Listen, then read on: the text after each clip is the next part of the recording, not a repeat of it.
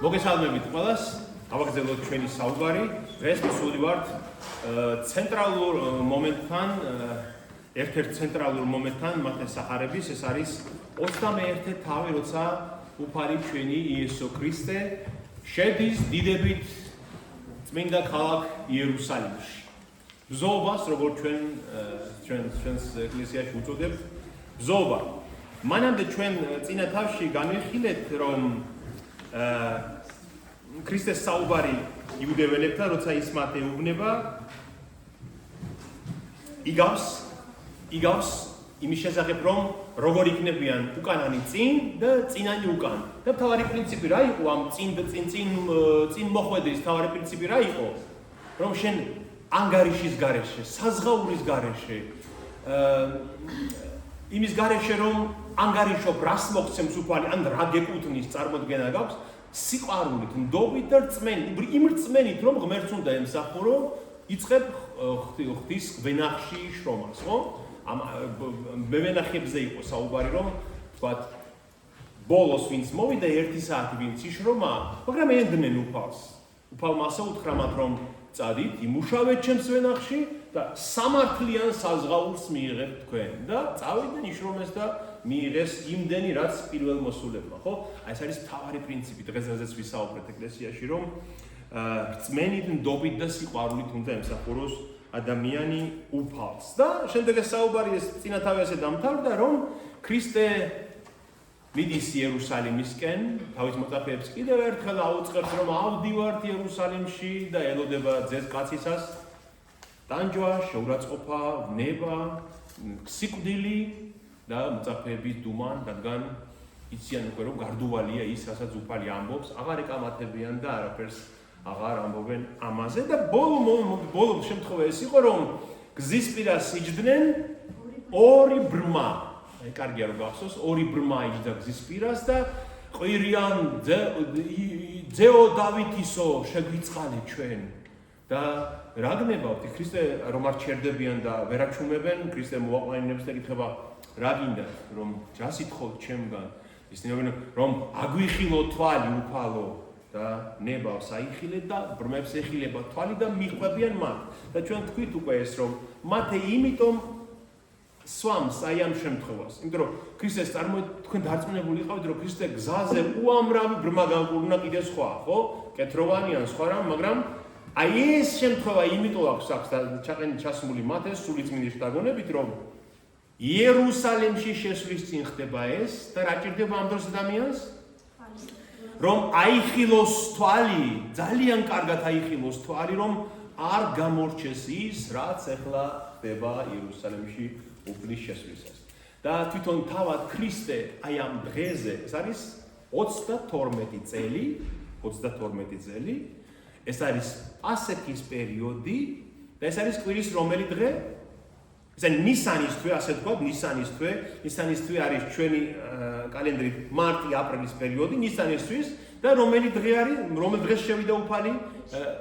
კვირას, ერთ შაბათი, ანუ ჩვენებურად კვირა. პირველი დღეა კვირის, ეს ძალიან მნიშვნელოვანია, ამიტომაც გახსოვდეთ, რომ კვირა დღეა, ერთ შაბათი, კვირიაკე, შემდეგ დაერქვა ამას, ხო? მაგრამ მაშინ ებრაელებთან ერქვას პირველი დღე, ერთ შაბათი ერქვა ებრაელებთან და აი ამ კვირა დღეზე უფალი თავად რას ამბობს, ხო საინტერესოა. უფალი ამ დღეზე ამბობს, ჩვენ ნახავთ ამას, რომ ამ დღეს რომ მაინც შეგეცნო იერუსალიმს ეუნება. ამ შენს დღეს, შენი დღეა ეს იერუსალიმს ეუნება. და ამ შენს დღეს მაინც რომ შეგეცნო, რა მოგანიჭებს მშვიდობას, გადარჩებოდი, მაგრამ ახლა დაფარულია ეს შენ თვალთაგან და გელის უბედურება იმის გამო, რომ ეს შენი მოხილვის დღე, ანუ ღმერთის შენთან მოსვლის დღე ვერ შეიცან შენი სულიერი სიბრმავის გამო. გესმით? ეს არის ქრისტეს სიტყვები თავად, რომ აი ამ ქალაქ იერუსალიმში, რომ შედის უფალი, სულიერი სიბრმავის გამო ვერ შეიცნო იერუსალიმმა ის დღე, რომელიც მისი დღეა, რომელიც ნაწინასწარმეტყველებია იერუსალიმზე. ამას ჩვენ ნახავთ, სად არის ნაწინასწარმეტყველები. მე მოგიტანეთ თქვენ ფოტოები თანამედროვე, რომ აი წარმოდგენა გქონდა, იმდროინდელი ფოტოები ხა ჩვენ საიდან გვექნება, მაგრამ წარმოდგენა გქონდეთ, სად იყო ეს ყველაფერი. ნახეთ, ეს არის ქალაქი, დღევანდელი ქალაქი იერუსალიმი. ხედავთ ხო ამას? და აი ეს, ნახეთ კუთხის, აი ეს კუთხე. ეს არის ტაძრის ტაძრის გალავანი.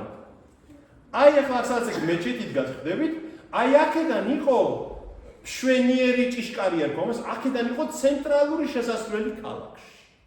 ცენტრალური ბოდიში, ტაძრის კომპლექსში. აი ეს საიდანაც ახლა ჩვენ ამას უყურებთ, ეს არის ხედი ზეთისხილის მთიდან.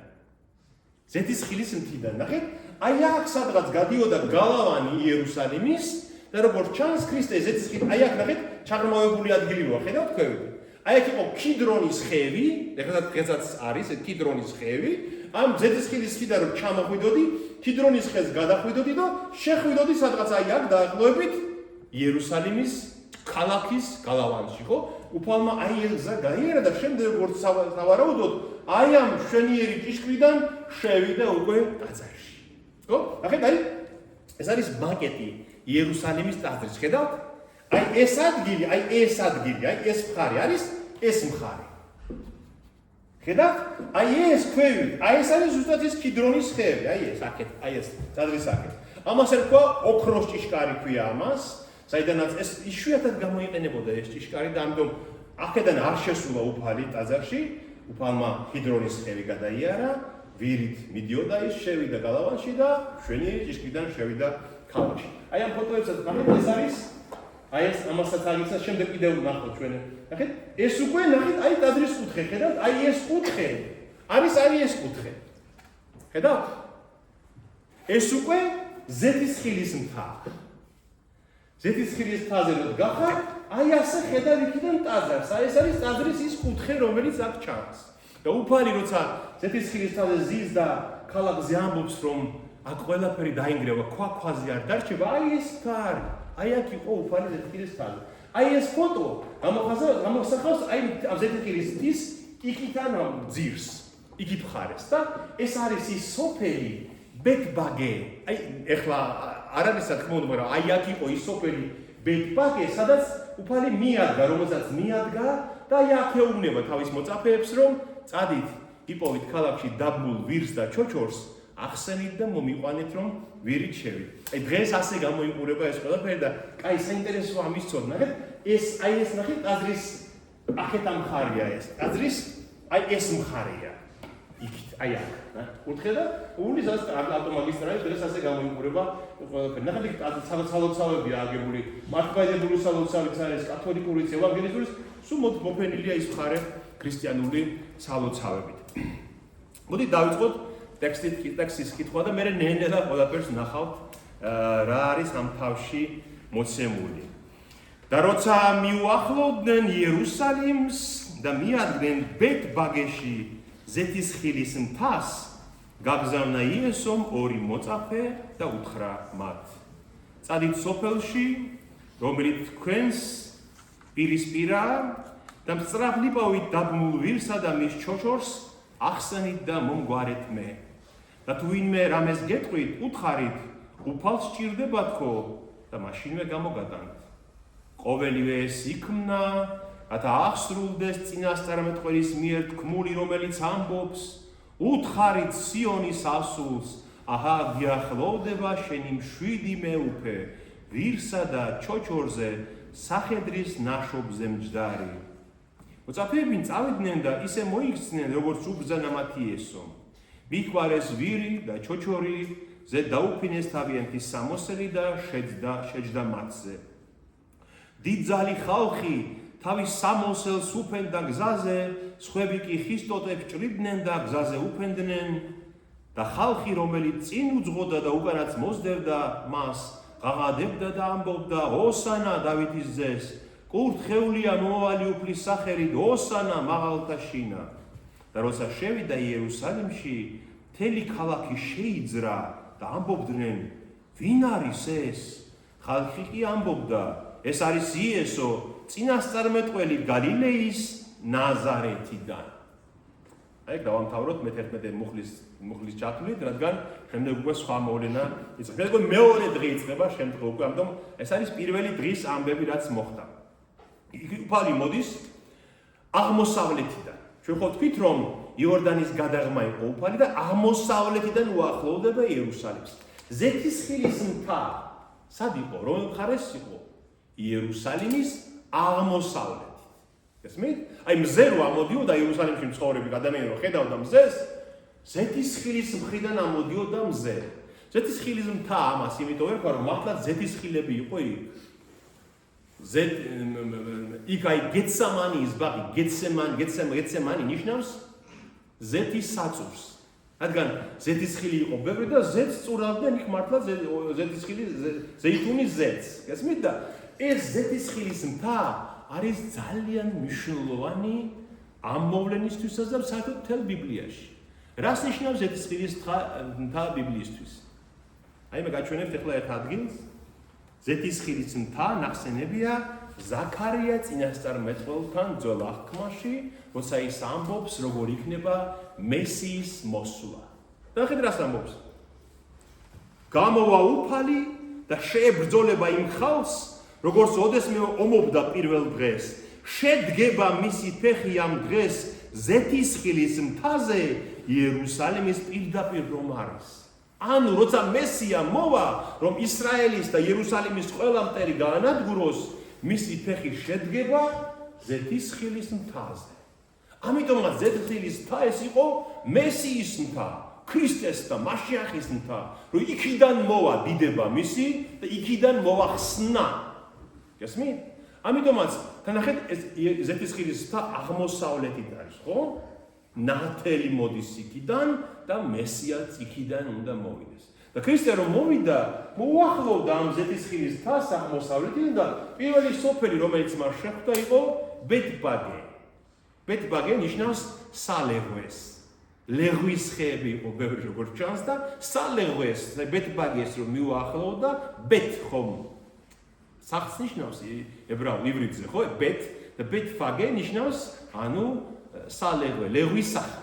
და იქ თავის მოწაფეებს უბრძანებს რომ წადით და მომგვარეთ ქალაქში შედით და იპოვით დაბულ ვირსა და ჩოჩორს და მომგვარეთ მე. რატომ მეუბნება უფალი ამას? იმიტომ რომ ყველაფერი ისე უნდა მოხდეს, როგორც დაწერილია ზაქარია წინასწარმეტყველთან. ეს არის ზაქარია წინასწარმეტყველის მე-9 თავი. შეგიძლიათ ნახოთ თქვენც, როცა ის ამბობს, რომ როცა ღმერთი გადაწყვეტს, რომ დაიცვას იერუსალიმი და გადაარჩინოს იერუსალიმი, ამბობს იხარე დიდად სიონის ასულო. სიონის ასული არის იერუსალიმი. რადგან სიონი ერქვა იმ მთას, სადაც იერუსალიმი, ხო? სიონის ასული, ანუ იხარე დიდად იერუსალიმი ამბობს. წინასწარმეტყველი. დაეცი ყიჟინა იერუსალიმის ასულო. აჰა, შენი მეფე მოდის შენთან, მართალი და გამარჯვებული, თვინიერია ის და ამხედრებული სახედარზე და ჩოჩორზე, ხრდალი ვირის ნაშიერზე. ამხედრებულია ის, შენი მეფე მოდის შენთან, ზის სახედარზე და მის ჩოჩორზე, ხრდალი, ანუ დედალი ვირის ნაშიერზე ზის. და უკან ეუბნება რომ წადით და მომიყვანეთ ის ვირი და ჩოჩორი, იმიტომ რომ მან იცის როგორც ღმერთმა წინასწარ რომ ის ვისაც ეკუთვნის ის ვირი და ჩოჩორი უარს არ იტყვის ამაზე. უთხარით რომ უფალს სჭირდება, იეშუას სჭირდება, უთხარით და გამოგატანენ. მართლაც პარალელურ ადგილებში წერია რომ მივიდნენ და მოახსნიან ამ ვირს და ჩოჩორს. პატრონი ეუბნება რა შვებით? იპარავთ, რატომ იყავთ ვირი და ჩოჩორი? ესენი ეუბნებიან რომ იეშუას სჭირდება, მოძღვა სჭირდება და აძლევენ და მოყავთ. და რომ მოიყვანეს, დაუფინეს სამოსელი თამასზე, ჩოჩორზე, რატომ აი ხანდახან კითხვა იბადება ხოლმე, რატო ვირი და ჩოჩორი? ორივე რატომ არის ნახსენები? იმიტომ რომ ის უნდა მჯდარიყო, ჯერ დაუმჯდარ, რომ არავინ არ იყო ჯერ დამჯდარი, ისეთზე უნდა დამჯდარიყო როგორც მეფე, როგორც ზეციური მეუფე და ჩოჩორზე რომ უკვე დიდია, რომელსაც უკვე შეუძლია ადამიანის თვირთვა, იმაზე ჯდება და დედაც თან მოყავთ, იმიტომ რომ მასთან ერთად იყოს რო ეს ჩოჩორი ამ დაფხეს. ამიტომაც წერია ორივეზე ზის, მაგრამ ვირით რატომ შედის უფალი იერუსალიმში?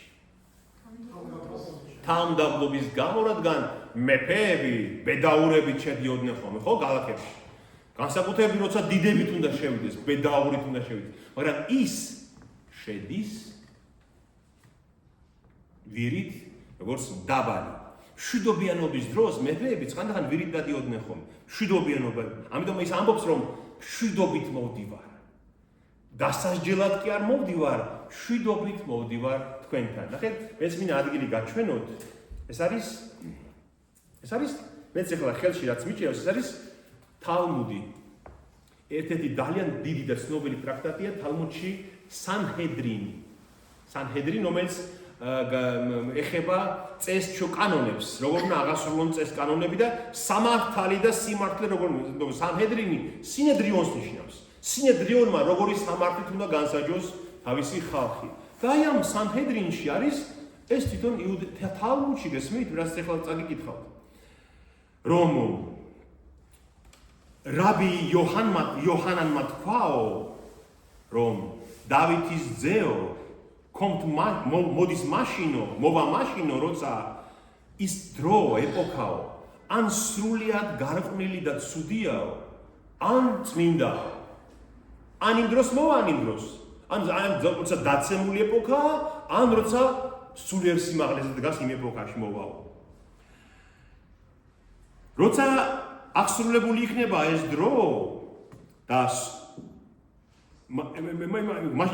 იქიდან ჩანს, რომ იესაიას წინასწარმეტყველთან წერია, ეს არის იესაიას მე-60 თავის 21 მუხლი, მე მინდა გაჩვენოთ ეს, აი როგორ მსჯელობდნენ ისინი.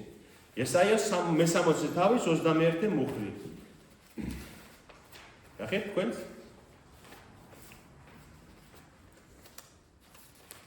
ნახეთ? მე-60-21.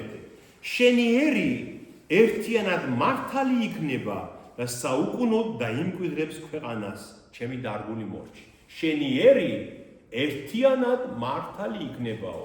ანუ ეს ეხება იმ დროს, როცა სულიერად მაღალ სიმაღლეზე დგანან ებრაელებიო. და მეორე დრო ეხება იმასო, როცა ესაიას 49 თავის მე-16 მუხლში წერია, ხედავს უფალი, რომ არ არის კაცის შვილი და უკვირს, რომ არავინაა მისი კომაგი. აი როგორც გახსოვთ, იესო ქრისტეს კომაგი არავინ იყო და არავინ იყო, რომ მას გამოკომოებოდა იმ თავრებიდან, ხო? ან ესე იქნება, ან ესე იქნებაო. მაშინო რაბი ალექსანდრიმ თქვაო, წინააღმდეგობა ამაშიო, რომ წერია მესიაზეო, რომ ხედავთ მას ცის ღრუბლებით მომავალსო. ვინ წერს ამას? რომელი წინასწარმეტყველი? დანიელი წინასწარმეტყველი წერს მე-7 თავში. მაგრამ ზაქარია წერს მე-9 თავში, რაც ჩვენ წავიკითხეთ, რომ ვირის ჩოჩორზე მჯდარიო. და კი, მაგრამ რომელი იქნება ამათ შორისო? ეს არის სანჰედრინ 98a. შეგიძლიათ თქვენც ნახოთ და შეუძლიათ ებრაელებსაც ნახოთ. და რომელი იქნება ამათგან ერთი წინასწარმეტყველი ამბობს, რომ მოდის ცის ღრუბლებით, მეორე ამბობს, რომ მოდის სახედრით, ვირით. რომელი იქნებაო? და მაშინ მოძღვრებმა თქვეს, რომ თუ ისრაელი უღირსი იქნებაო მის მისაღებად, მაშინ მოვა ვირის ჩოჩორით. დაბალი, რომ იხსნას ისინი. და თუ ისრაელი ღირსეული იქნებაო, მაშინ მოვა ცის ღრუბლებით, რომ მარადიული მეფობა მისცეს მათ. გესმით? რომელი აღსრულდა? პირველი, რა თქმა უნდა, იმიტომ ისრაელი უღირსი იყო, ამიტომაც ის ვირის ჩოჩრით შედის და მეორე მოსვლა კი იქნება ღრუბლებით მოსვლა იქნება კი შემდეგ მომავალში, როცა ისრაელის ნატამალი, ის პატარა ნაწილი ღირსეულად დახვდება მას ისრაელში და ის იქნება ნამდვილი ისრაელი. და შედის იგი ვირით. და წერია დაბალი მეუფე, 7 მეუფე. 7 მეუფე ნიშნავს დაბალი, სიმდაბლით მოდის უფალი. და ესეც მოიხსნენ და დაждდა უფალი ვირზე და როცა ნახეთ ლუკას მე-19 თავი ნახეთ, თუ შეიძლება ლუკას მე-19 თავის 37 მუხლი. აი ეს მინდა გაჩვენოთ წერაც გაქვი იმის გამეორება. როცა იწყო სვლა ვირით, წერია 37 მუხლში და როდესაც მიადგა ზეთის მხილის მთის დაღმართსო, ზეთის მხილის მთის დაღმართზე მოდის უფალი იერუსალიმისკენ და მოწაფეთმა მთელმა სიმრავლემ სიხარული დაიწყო ღმერთის ხმამაღლა დიდება ყველა იმ სასწაულის გამო, რომელიც იხილეს მათ. აქამდე ამ 3 წელიწადში რაც ნახეს, ყველა სასწაულის გამო ადიდებენ მას, რომ მოდის იერუსალიმში. და ამბობდნენ კურთხეულია მეუფე, მომავალი უფლის სახელით, შვიდობა, ზეცას და დიდება მაღალთაშინა. ზოგიერთმა ფარისეველმა ხალხიდან უთხრა მას, ოძღვარო, შერისხე შენს მოწაფეებს, ანუ გაუჯარდი, რას ამბობენ, იმიტომ რომ რატომ უნდა გაუჯარდნენ, ამას გეტყვით ახლავე. ხოლო იესო მიუგო მათ, გეუბნებით თქვენ, ესენი რომ დადუმდნენ, ქვები დაიწყებენ ღაც. იმდენად აშკარაა, რომ ეს არის ის მესია, რომელსაც ისრაელი ერის. და როცა მიუახლოვდა და დაინახა ქალაქი, ნახეთ, აი ეს რომ დაინახა უფალმა, ქალაქი რომ დაინახა ამ ზეთისხილის დაღმართზე რომ მოდის, აი ესე ხედავს, პატარა იქნებოდა მაშინ რა თქმა უნდა, ასეთი არ იქნებოდა, ხო საინტერესოა რას ამბობს უფალი. ქალაქი რომ დაინახა, როგორ ვფიქრობ რას ამბობს? ნახეთ.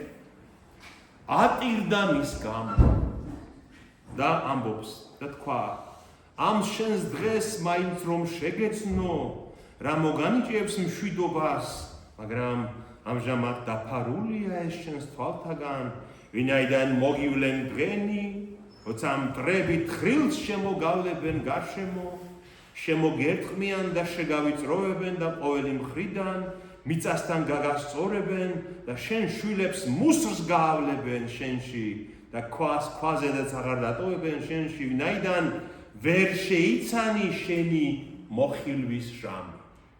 ქრისტეუნება რომ აი იმის გამო რომ ვერ შეიცანი, აი ეს დღე როცა ღმერთმა მოხილვა, რას ნიშნავს? ღმერთმა გესტუმრა, ღმერთმა მოგიხილა, მოვიდა შენთან ღმერთი.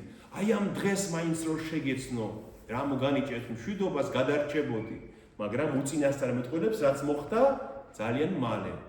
32 წლიდან გავიდა დაახლოებით ზუსტად 46 წელი, 68 წელს დაიწყო იერუსალიმის დიდი ალყა, რომაელებმა შემოარტყეს ალყა იერუსალიმს. რამოდენიმე წელი გაგრძელდა ეს ალყა და 70 წელს, აი რასაც ამბობს უფალი, თხრილს შემოგავლებენ, რას ნიშნავს? ალყა, თხრილი. რომ ვერავინ ვერ გადავა გარშემო, ხო?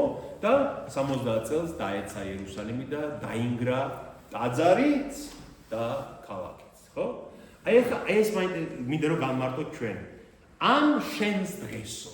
რატომ ამბობს უფალი ამას? შენი დღე, რატომ უწოდებს უფალი ამ დღეს შენს დღეს? ეს არის დანიელ წინასწარმეტყველის მე-9 თავში. ჩვენ ეს ადრე ვახსენეთ 1-2 ჯერ, მაგრამ აი ახლა ზუსტად უნდა განვიხილოთ მას. ეს არის დანიელ წინასწარმეტყველის მე-9 თავში. და ეს წინასწარმეტყველება იმდენად ძლიერი და თან მძიმე წინასწარმეტყველება, რომ აი ამის გამო იუდეველებმა დანიელი ხო წინასწარმეტყველებს ეკუთვნის. აი ბიბლიაში უნდა იდგეს წინასწარმეტყველებში. აი ეს წიგნი აიღეს ბიბლიაში და გადაიტანეს უკან ფსალმუნებთან და სხვა წიგნებთან. რატომ, როგორ გონიათ? იმიტომ რომ იმენა აშკარაა ეს, რასაც დანიელი ამბობს, რომ თვითონაც არიციან როგორ ახსნან ეს. მაშინ უნდა დაეთანხმონ იმას, რომ მესია მოვიდა და მათ არ მიიღეს. იმენა აშკარაა დანიელის წინასწარმეტყველება. დანიელის წიგნს ისინი ვერ შეცვლიან, ხო? როგორც იეჰოვას მოწმეები აკეთებენ, თარგმანს ვერ გადააკეთებენ. როგორც არის, ისე უნდა იყოს. ამიტომაც ხალხმა სრო ძალიან არ მოხდეს თვალში ეს დანიელის წიგნი და არ იკითხონ, რას ნიშნავს ეს? რას ნიშნავს ეს? როგორ აღვიხსნით ამას? ამიტომ აიღეს ეს წიგნი და გადაიტანეს, აი სადაც არის ფსალმუნები, ტობითი, თქვა სხვა წიგნები, იობის წიგნი და ასეთი წიგნები. და რა წერია ამ დანიელის მე-9 თავში? ხო ძალიან საინტერესოა. ნახეთ, დანიელის მე-9-ის 25 მუხლი. ოღონდ იცოდე და შეიგნე, დანიელს ეუბნება ღმერთი. მას შემდეგ რაც გამოვა ბრძანება იერუსალიმის აღსადგენად და ასაშენებლად, 7 და 60 გავა ცხებული მეფის მოსვლამდე, აღდგება ქუჩა და უბანი, ოღონდ ძნელბედობის შავს. როცა გამოვა ბრძანება, იერუსალიმის აღსადგენად და ასაშენებლად. ჩვენ ვიცით ერთადერთი ბრძანება, რომელიც გამოიცა, რომ აღდგეს და ასენდეს იერუსალიმში. ეს იყო ათარქსერქსე მეფის დროს, სპარსეთის მეფის დროს 445 წელს ქრისტემდე. 445 წელი. ეს არის ბაბილონის ტყვეობის შემდეგი პერიოდი. ნახეთ, ბაბილონის ტყვეობაში ებრაელებმა 70 წელი გაატარეს და რომ კიროსმა, სპარსეთის მეფემ რომ გაიმარჯვა ბაბილონზე, მან ნება მისცა ებრაელებს რომ დაბრუნდნენ და აღადგინონ ქალაქი. ეს არის 445 წელს გამოიცა ბრძანება რომ აღდგეს იერუსალიმი. აქედან რომ გავაო 69 შვიდეული. ანუ 7 და 62. 7 ნიშნავს 7 წელიწადს ბიბლიურ ენაზე. 7 წელიწადს. ანუ 69 ჯერ 7 წელიწადი რომ გავაო, მოვაცხებული მეფე. ეს 69 ჯერ 7 წელიწადი არის უბრალოდ ის წელი, როცა იესო ქრისტე მოვიდა. გესმით? აი ეს დანიელი წინასწარ მეტყოლებს ბზობის დღეს, აი ამ დღეს, როცა უფალი გამოჩნდა ეროში. და ნახეთ, მოვაო 62 ანუ 67 პლუს 62 შვიდეულის შემდეგ მოიკვეთება ცხებული, ანუ მოიკვლება ეს ცხებული არის ის ქრისტე იესო ცხებული მეფე და ბრალი არ ექნება მას. ქალაქსა და საწმინდას დაანგრევს მომავალი მთავრის ხალხი. ნახეთ, დანიელი ერთ წელიწადში ხდება წლებიდან წლებზე, ხო? ცხებული მოიკვეთება, დამნაშავე არ იქნება. შემდეგ მომავალი მთავრის ხალხი დაანგრევს იერუსალიმს. ვინ იყო ეს მომავალი მთავარი? რომაელი ტიტე, რომელმაც დაანგრია ქალაქი 70 წელს და მომავალი მთავრის ხალხი და მისი აღსასრული წარღვნასავით იქნება, ანუ შემდეგ ისიც თვითონ იღუპება რომის იმპერია, ომის ბოლომდეა გადაწყვეტილი გატიალებანი და შემდეგ უკვე გადადის დანიელი ანტიქრისტეს დროზე, რომ ანტიქრისტე რომ გამოჩნდება შემდეგ რაელის იერუსალიმს. გასმიდა, ეს არის იერუსალიმის დღე, დანიელის მეცხრე თავის 25 მუხლი. აი მახსოვეთ, როცა მოდის ქრისტე. აი ამაზე ტირის უფალი, რომ აი ამ დღეს მაინც რომ შეგეცნო, ეს დანიელის საფუძველზე მაინც რომ შეგეცნო, რომ ეს შენი დღეა, რაც მოგანიჭებს მშვიდობას, გადარჩებოდი, რომ მიგეღო შენი ცხებული მეფე. და საინტერესოა ის, რასაც უფალს უყვირიან. რას უყვირიან უფალს? ოსანა დავითის ძეს, ოსანა მაღალთაშინა. მაგრამ ჩვენ ენაზე რას ნიშნავს ეს ოსანა? დიდება? ოსანა რას ნიშნავს? ეს არის ებრაული სიტყვიდან ხოშიანა. ხოშიანა. ანუ კურთხეულია შენი მოსვლა. კურთხეული შენი, ანუ გვიშველე, თხოვნა, ესმით? თხოვნა რომ გვიშველე უფალო. წარგვიმართე ჩვენ. აი ნახეთ, ფსალმი 117 ფსალმური რომ ნახოთ, 117 ფსალმური, დავით მეფემ წინასწარ მეტყველმა, თითქოს წინასწარ ისრაელი მოამზადა იმისთვის, რომ ცხებული მეფე რომ მოვა, როგორ უნდა შეხვდნენ მას. ნახეთ, მე თქვენ მაინც რაც დაგირიგეთ, მანდარი ეს აღწერილი ზუსტად. ნახეთ, ხოშიანა ნიშნავს გვიშველე რა უფალო. წარგვიმართე რა უფალო. აი ამას ნიშნავს. ნახეთ, 25 მუხლი ასეთია 117 ფსალმურის. უფალო მაცხოვნე მე, უფალო წარმიმართე მე, კურთხეულარს მომავალი სახელითა უფლისათა, გაკურთხენი თქვენ სახელითა უფლისათა. და მე ახლა თქვენაც დაგირიგეთ, ეგ არის მიდრაშიდან. მიდრაში არის მათი ჯულის განმარტება, ხო? მიდრაში ამას ნიშნავს. და თვითონ ებრაელები როგორ წერენ აი ამ ფსალმუნზე რას ამბობენ? მათ იციან რომ ეს მესიის ფსალმუნია, რომ ქრისტეს უნდა შეხვდნენ ასე. და ნახეთ რას ამბობენ. ესე არის დღე დიდებული, რომელი ქმნა უფალმა, ანუ იაჰვე. ყველა ხსნას, რომელიც ისრაელს თავის წარსულში ჰქონდა, ახალი მონობა მოძნევდა ხოლმე, მაგრამ ამ იერიდან მომავალში, როცა მესია მოვა, ისინი ამბობენ ამ მიდრაში. ეს არის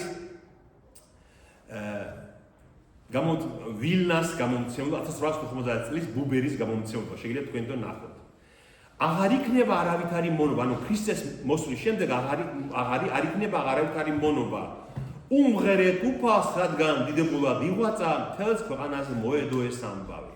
იმ დღეს იერუსალიმის ხალხი შიგნიდან იტყვის. აი ხან პირველი მუხლი ნახეთ თქვენმა, 25 მუხლი. იერუსალიმის ხალხი შიგნიდან იტყვის, ჰოიუფალო მაცხოვნე მე და იუდას ხალხი გარედან ეტყვის, ჰოიუფალო შემეწიე მე. აი პირველ მუხლში რა წერია, ხო? იმ დღეს იერუსალიმის ხალხი შიგნიდან იტყვის, კურთხეულას მომავალი სახელითა უფლისათა და იუდას ხალხი გარედან იტყვის, გაკურთხენით თქვენ სახელითა უფლისათა. მეორე მუხლია თქვენ მან გაწერიათ, ხო? იერუსალიმის ხალხი შიგნიდან იტყვის, ღმერთი უფალი და გამოგვიჩნდა ჩვენ და იუდას ხალხი გარედან ეტყვის, გამზადეთ დღესასწაული ჟამსა ყვავილთასა ვიდრე ქათამდე საკურთხეველისათა. იერუსალიმის ხალხი შიგნიდან იტყვის, ღმერთი ჩემი ხარ შენ და აღიარო შენ და იუდას ხალხი გარედან იტყვის, ღმერთი ჩემი ხარ შენ და აღამაღლო შენ. იერუსალიმის ხალხი და იუდას ხალხი აღაღებენ ბაგეს და იტყვიან, აუარებდით უფალს არამედ თუ კეთილ, რამე თუ კუნისამდე არ წყალობა მის. ნახეთ, ეს 107 ფსალმუნი არის ქრისტეს შესახვედრი ფსალმუნი და მათ ეს იციან. იციან ეს და ამიტომაც ეუბნებიან მის მოწაფეებს, რომ უფალს თვითონ რომ არ გესმის, რას ამბობენ ესენი? უთხარი რომ გაჩუნდნენ. იმიტომ რომ თვითონ ის მას მესიად ართულიან, მას მესიად ართულიან ისინი და ამიტომ ბრაზდებიან, რომ შენი მოწაფეები რატომ იტყენებენ ამ ფსალმუნს შენ შესახვედრად? იმიტომ რომ ეს აშკარაა, რომ მესიის შესახვედრი ფსალმუნია, ხო? მოგასაგებია. ამიტომაც ესენი ყვირიან, ჰოშიანა, ანუ გვიშველე უფალო, დავითის ძეო, წარგვიმართე, დიდება მაღალთაშინა, კურთხეულია შენი მოსვლა იერუსალიმში. და როცა შევიდა იერუსალიმში, მთელი ქალაქი შეიძრა და ამბობდნენ, ვინ არის ეს? ნახეთ, აღწერია რომ იერუსალიმის მცხოვრებნი ეტყვიან და იუდას მცხოვრებნი. იუდას მცხოვრებნი ვინ არიან? იუდა იყო სამხრეთი ისრაელი და იერუსალიმის დედაქალაქი, ხო? ამიტომ ალბათ იყო ხალხი, ვინც ჯერ არ ცნობდა, არ იცოდა ის ვინ იყო და ამდენები ვინ არის ეს, რომ ასე ხვდებიან მას მორწმუნენი. და ხალხი კი ამბობდა, ეს არის იესო წინასწარმეტყველი გალილეის ნაზარეთიდან. ნახეთ, და აი ჩვენ ხო ქართულ ენაში არტიკლები არ გვაქვს, ხო? აი მაგალითად გერმანულში ხო არის არტიკლები der, ანუ განსაზღვრული არტიკლი და შეიძლება იყოს განუსაზღვრული არტიკლი და თქვა განუსაზღვრულად ნიშნავს რომ დასი რომელიც ამბობს რომ აი შეიძლება ზოგადი იყოს ეს დასახელება. აი ბერძნულსაც აქვს არტიკლები. და ბერძნულში არის ho prophetes ნიშნავს ho არის der. ანუ ამბობს რომ ეს არის ის წინასწარმეტყველი რომელიც აღთქმული იყო ისრაელში, აი der prophet. Das ist ზუსტად ის პროფეტია, ის არის ის წინასწარმეტყველი, რომელიც აღვითქვა ჩვენ რჯულმა, აღვითქვა ჩვენ მოსემ. სად იყო ეს აღთქმული? ნახეთ, მეორე რჯულის მე-18 თავი. ნახეთ, მოსეს მე-5 წიგნის მე-18 თავი, რას ამბობს მოსე?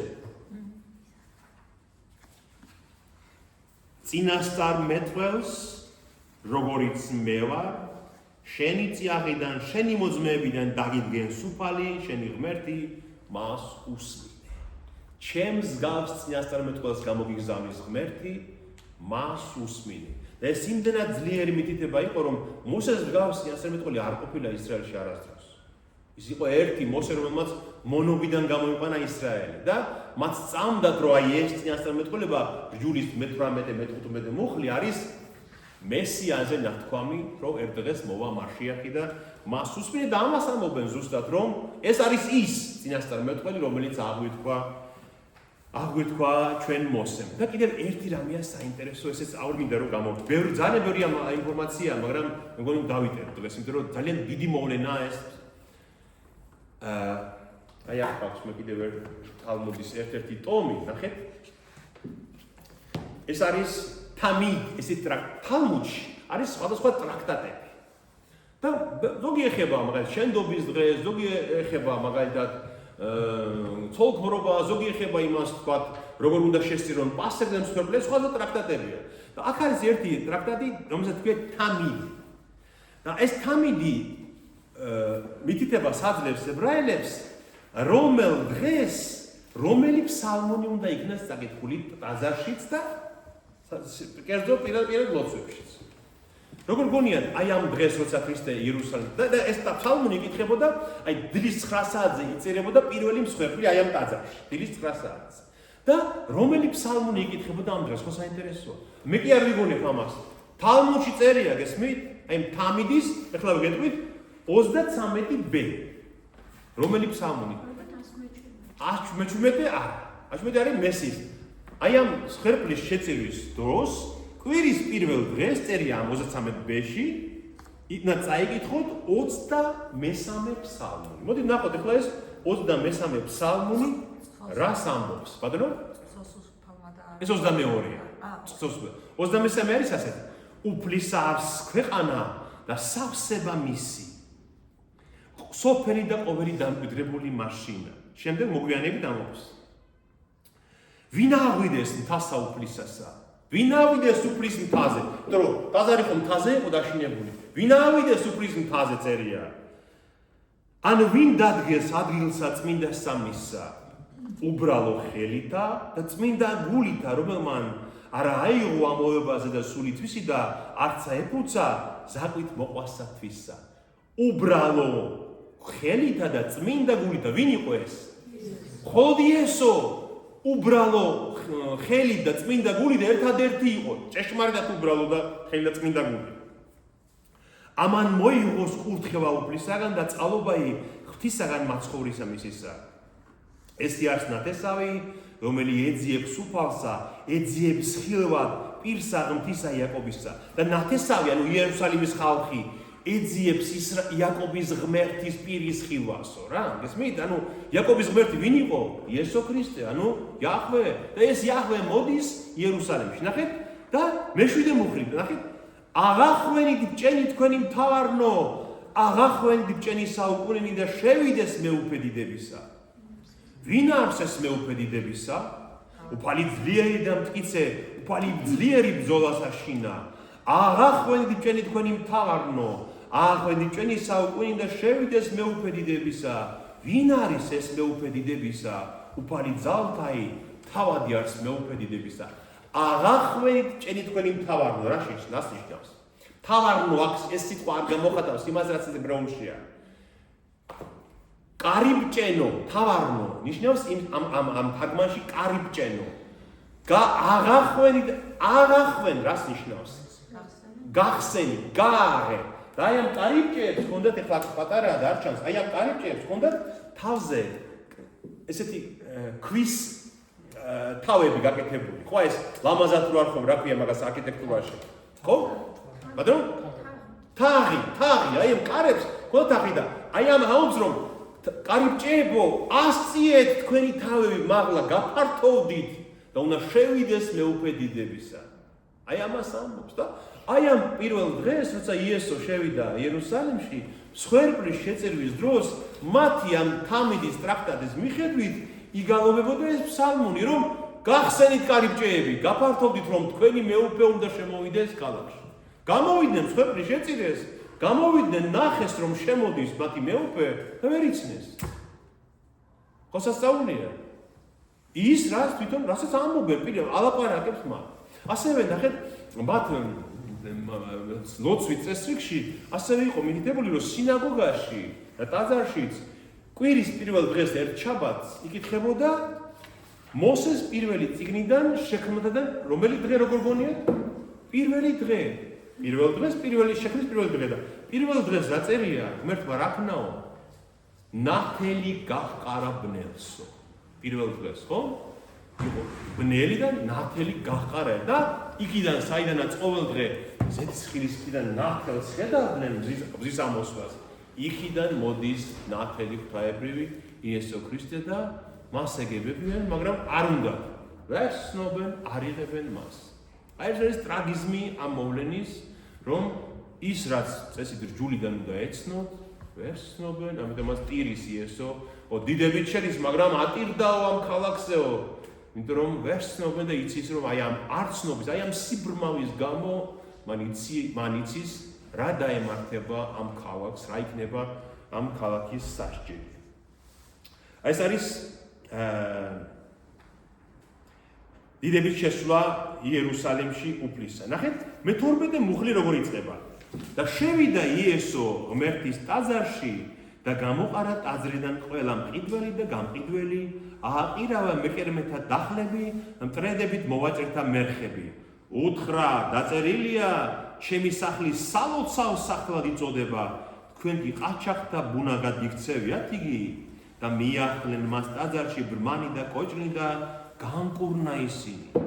და როდესაც იხილეს მღვდელმთავრებმა და მწიგნობრებმა მის მიერ ქმნილი სასწაულნი, ტაძარში მოყიჟინე ბალღები, რომლებიც ამბობდნენ, ოსანა დავითის ძეს, განდისხდნენ. ჰოშიანა ბენ დავიდ ამბობდნენ, ანუ ჰოშიანა გვიშველე დავითის ძეო. ეს ბავშვები დარბიან ტაძარში და ყიჟინებენ, ვერ ჩერდებიან. აი ეს სიხარული იმდენად დიდი იყო, რომ ნახეთ, მთელი ეს გზა აიღესო პალმის ტოები, თაიგულები, ხის ტოტები იქნევენ და ყვირიან ჰოშიანა დავითის ძეს და ტაძარში რომ შევიდა უკვე ეს ბავშვები ვერ ჩერდებიან, ბავშვები ყვესტები არიან, ტაძარშიც ვერ ვაჩერებთ ხოლმე ბავშვებს ხო და დარბიან ამ ტაძარში და ყვირიან ჰოშიანა ბენ დავიდ, ანუ გვიშველე დავითის ძეო, შეგვეწიე, გადაგვარჩინე და ეს რო დაინახესო,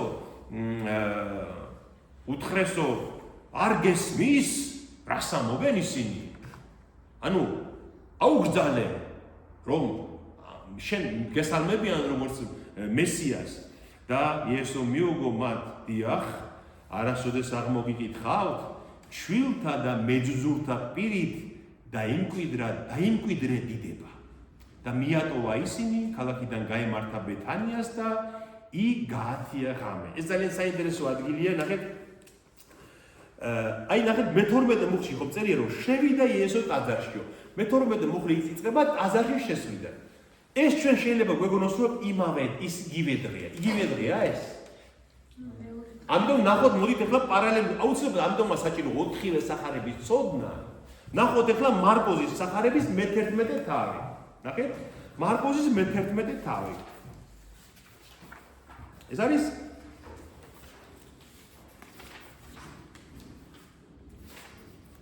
მე-11 თავის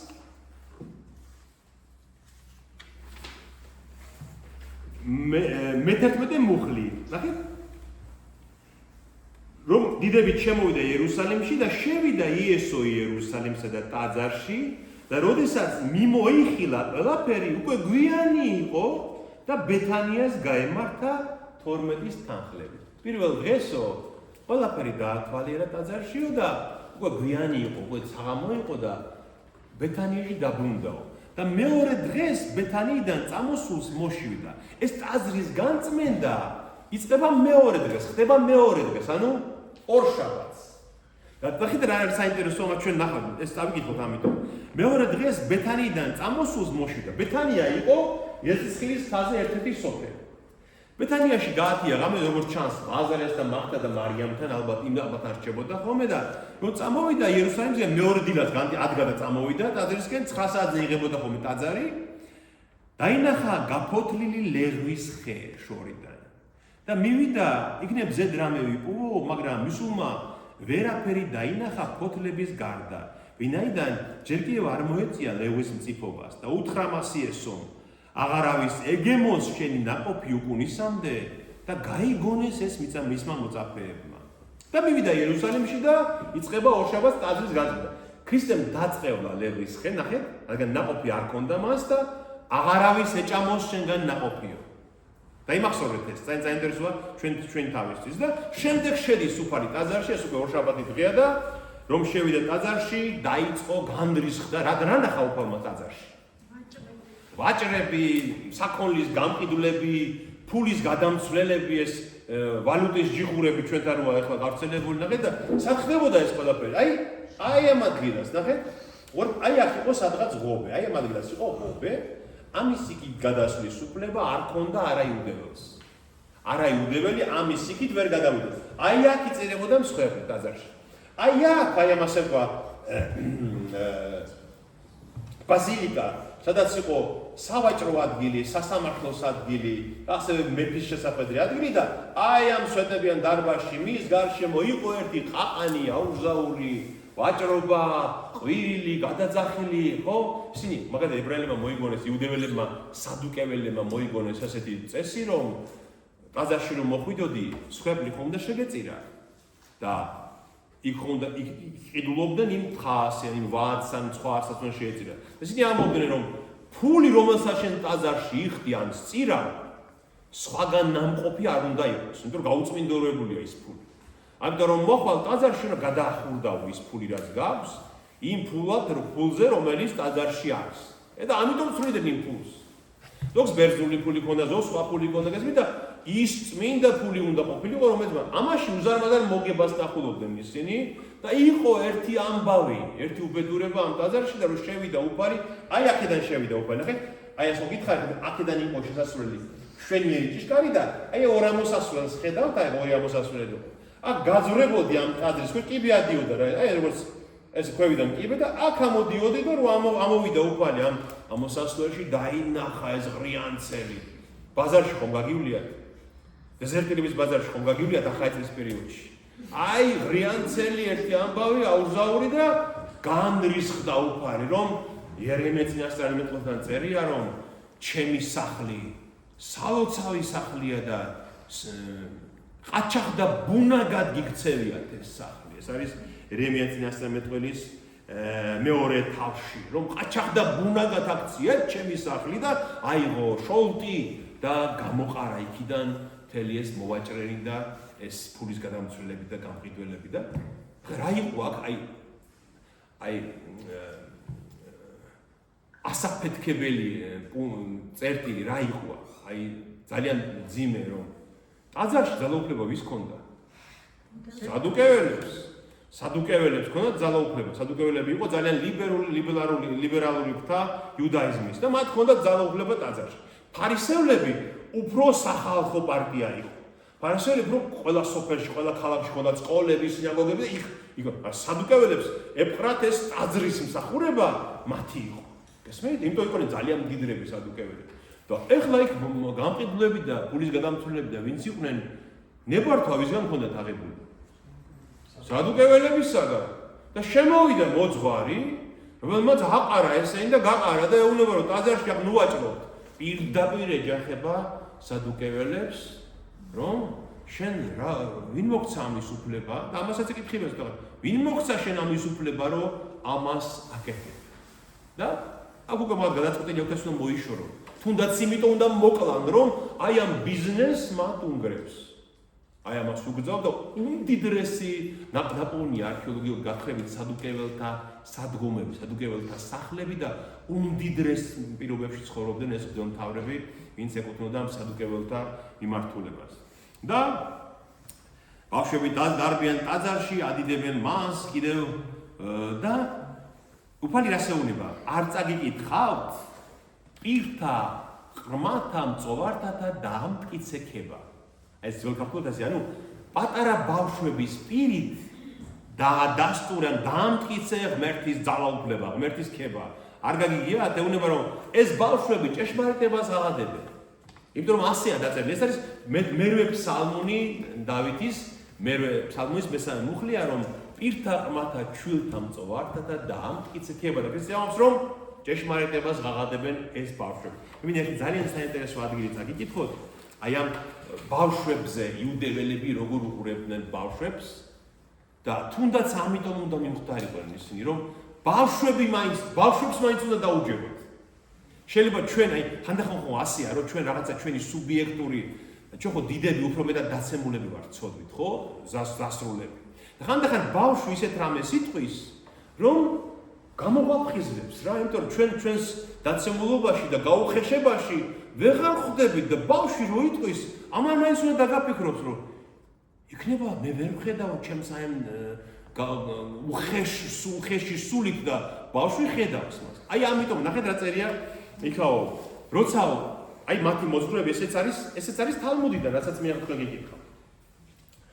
მათი მოძღვრებიო ასე ამბობდნენო, რომ სინას მთაზე როცა მივიდნენ ჩვენი წინაპრებიო, სადაც მოსეს ჯული მისცა მათ, ხო? სინას მთაზე უთხრაო ღმერთმა მათო, რომ მომეცითო თავდებიო რამე ისეთიო, რომ რჯული მოგცეთო. თავდები მინ ჭირდებაო, რომ მართლა დაიცავჭი. ისე არ მოგცემთო რჯულსო. თავდები ნომესით რამეო.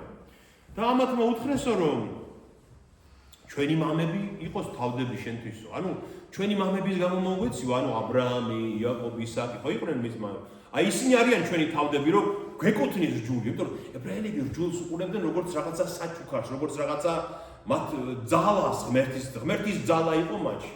და ღმერთი ეუბნება მათ, რომ არა, თქვენი მამები არ გაუმადგება მე თავდებათ, იმიტომ რომ თქვენი მამებმაც მიღალატეს მეო.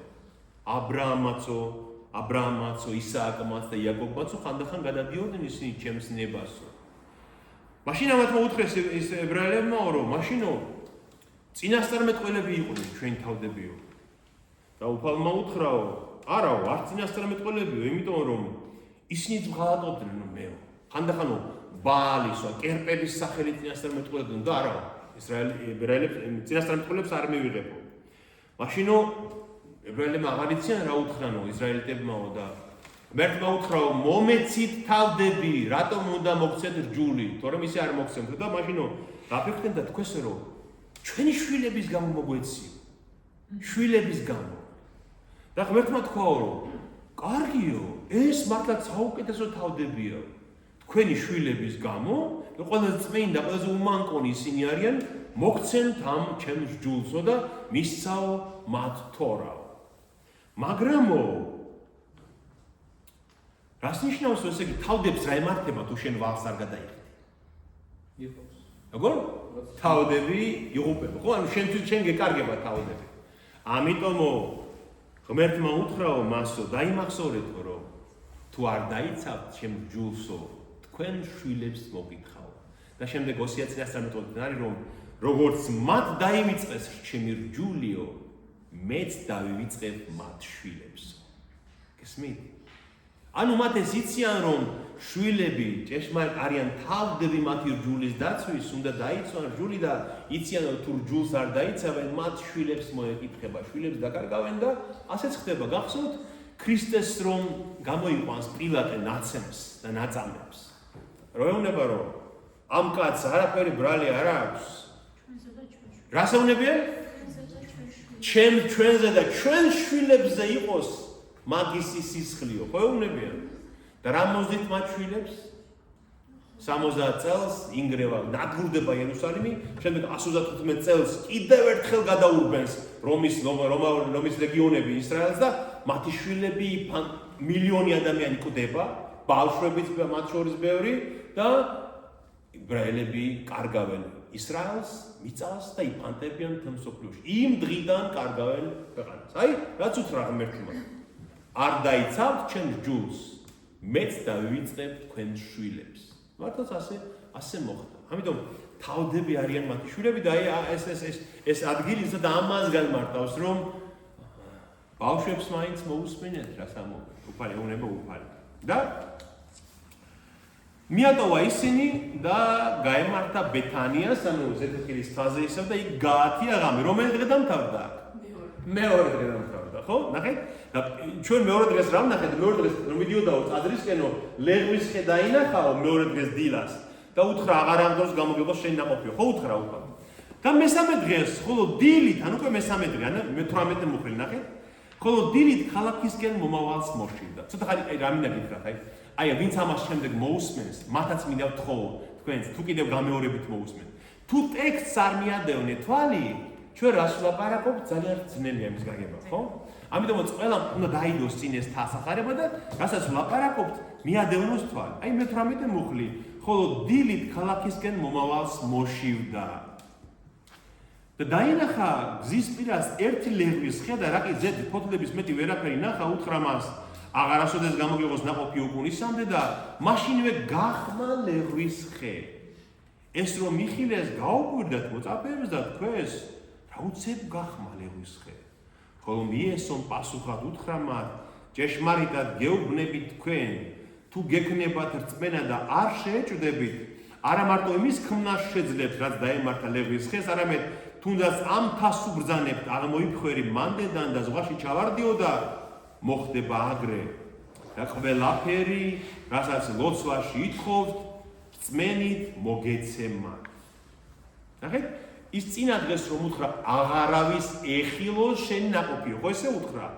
აღარავის ეგემოს შენი ნაყოფიო. მეორე დღეს რომ გამოიარა და ინახა რომ ნაყოფი არ აქვს, და წევლის აღარასოდეს გამოგიღოს შენი ნაყოფიო. ხანდახან ადამიანებს უკვირთ რომ კაცო თუ არ იყო ლეღვის მწიფობის დრო, რატო დაწყევლა ეს ხეო? ხე ეწოდებათ ხოლმე, იმიტომ რომ გადაფხულია და ლეღვზე რატო უნდა იყოს ჯერ ლეღვის ნაყოფი, ხო?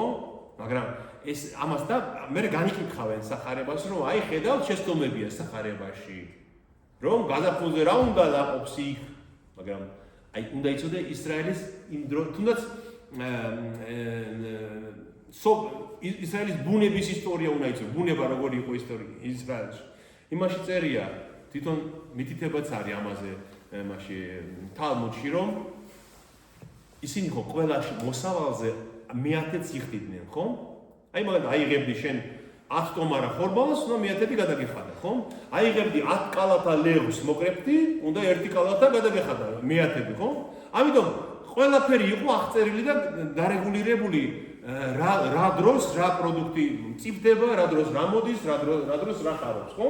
და წერია თალმუდში რომ ლეღვს ორჯერ გამოაქვს ნაყოფი ისრაელში.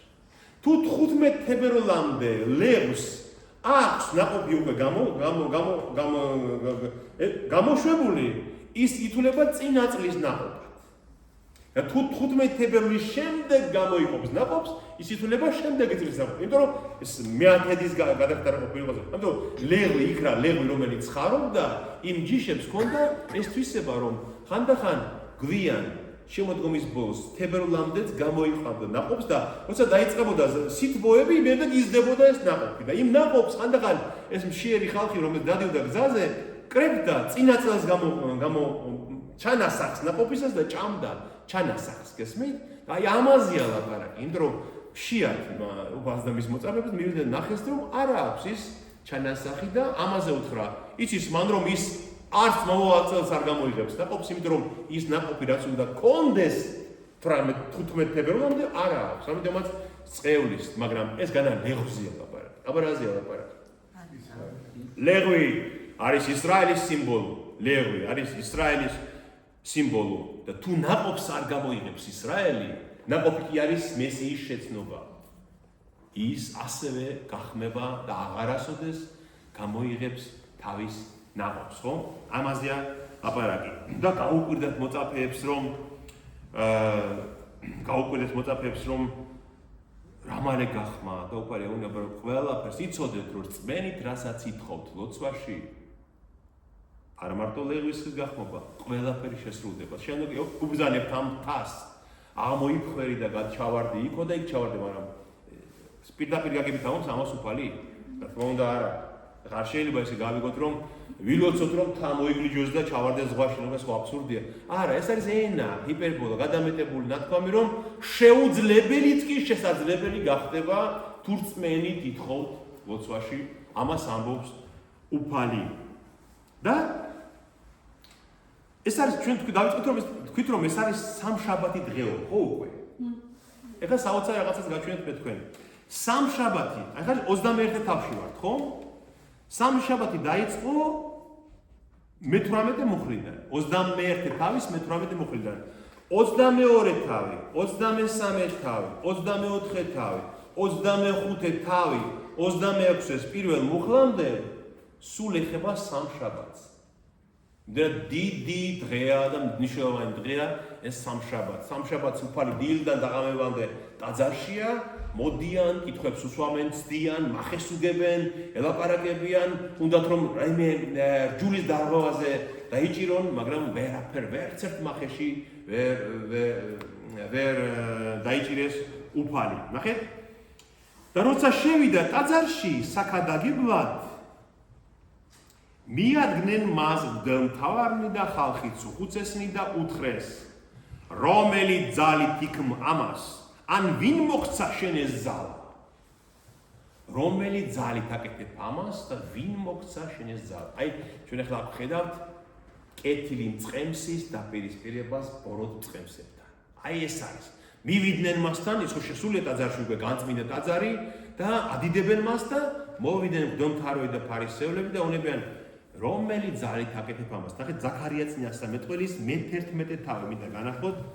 ამ ყველაფერს რატო ჩამოთვლი ხოლმე, იცით რომ მე ვიცი რომ თულია, ბევრია, მაგრამ ხომ უნდა დარჩეს ეს რომ მომავალში შეიძლება ნაწილ მოусმინოთ კიდევ ამას და ვიცოდეთ სად რა წერია და როგორ უნდა შევხედოთ ამას. ზაქარია წინასწარმეტყველის მე-11 თავი აღწერს აი ზუსტად წინასწარმეტყველებს ზუსტად ამას. ნახეთ.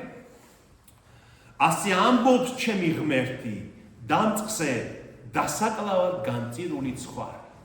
ანუ ქრისტეს ეუბნება, მესიას ეუბნება ღმერთი, რომ დამწყსე დასაკლავად განწირული ცხვარი. ანუ დასაკლავად განწირული ცხვარი რატო არის? როცა ბოროტი წემს იღებს.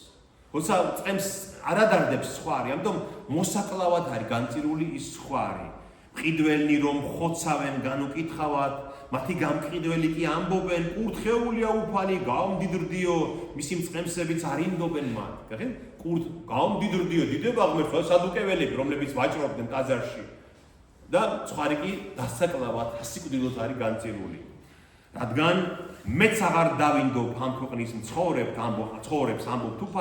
ამბობს უფალი, აჰა, ჩაუგდებ ყველა კაცს თავის თვისთომს ხელში და თავის მეფეს ხელში აიკლებენ ქვეყანას, მე არ დავიხსნი მათი ხელიდან.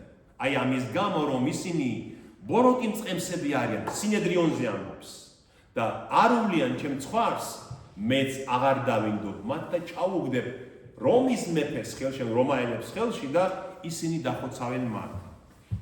ერთ თვეში გავწყვეტ 3 წყემს, მერვე მუხლი.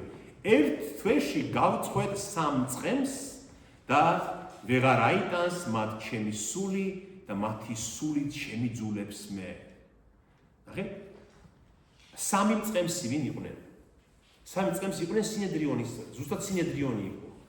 თავრები, მოსამართლეები მათი და ჯურის მასწავლებლები. 3 ძალაუფლება ჰქონდათ მათ. გესმით?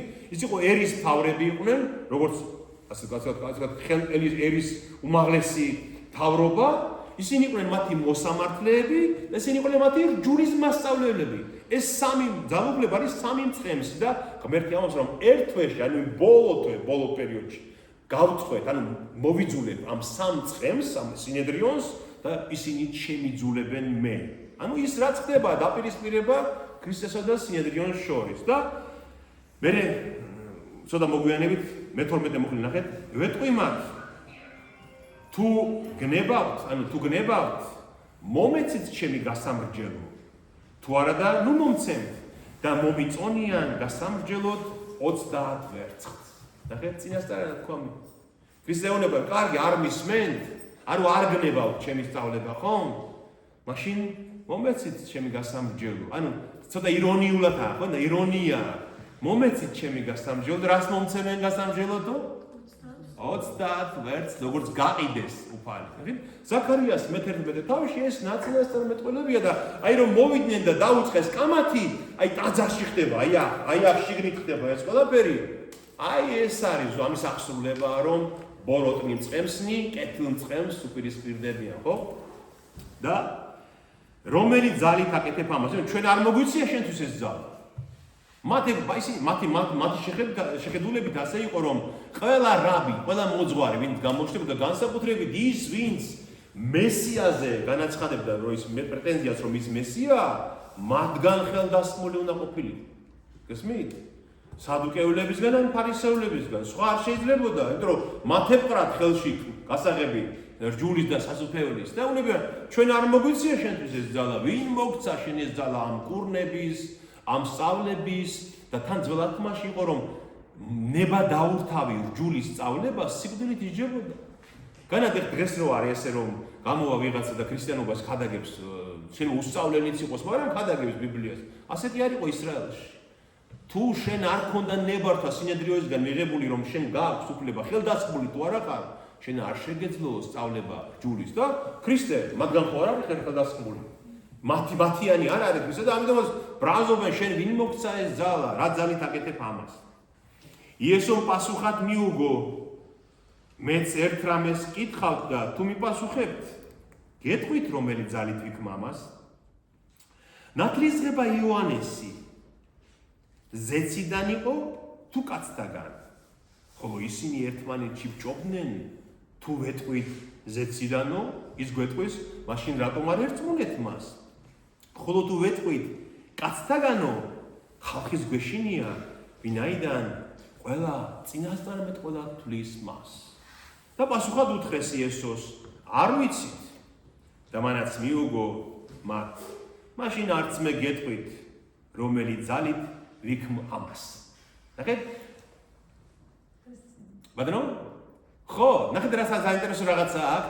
ისინი ხო ძალიან ხშირად ცდილობდნენ მახე დაეგოთ უფლისთვის. უფალმა ამით რა უთხრეთ? აი ხა მე დაგიგებთ მახეს.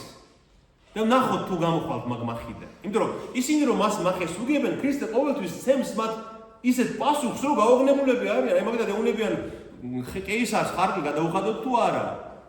ქრისტე ხო არ პასუხობს, რომ არ ვიცი. ხო არ უთქვამს ქრისტეს. აბრას პასუხობს? თუ კეისრის მონეტაა, მიეცით კეისარს. არასდროს არ უთქვამს, აი რო უთხრეს, რომ ცოლების გაშვების უფლება ხო მოგცა მოსემ და შენ რა სიტყვიო? ხო არ ეუნება? არ ვიცი. ან რამე შეცდომის პასუხს ხო არ ეუნება? ან როცა ეუნებიან ჩავქოლოთ ეს ხალი თუ არ ჩავქოლოთ?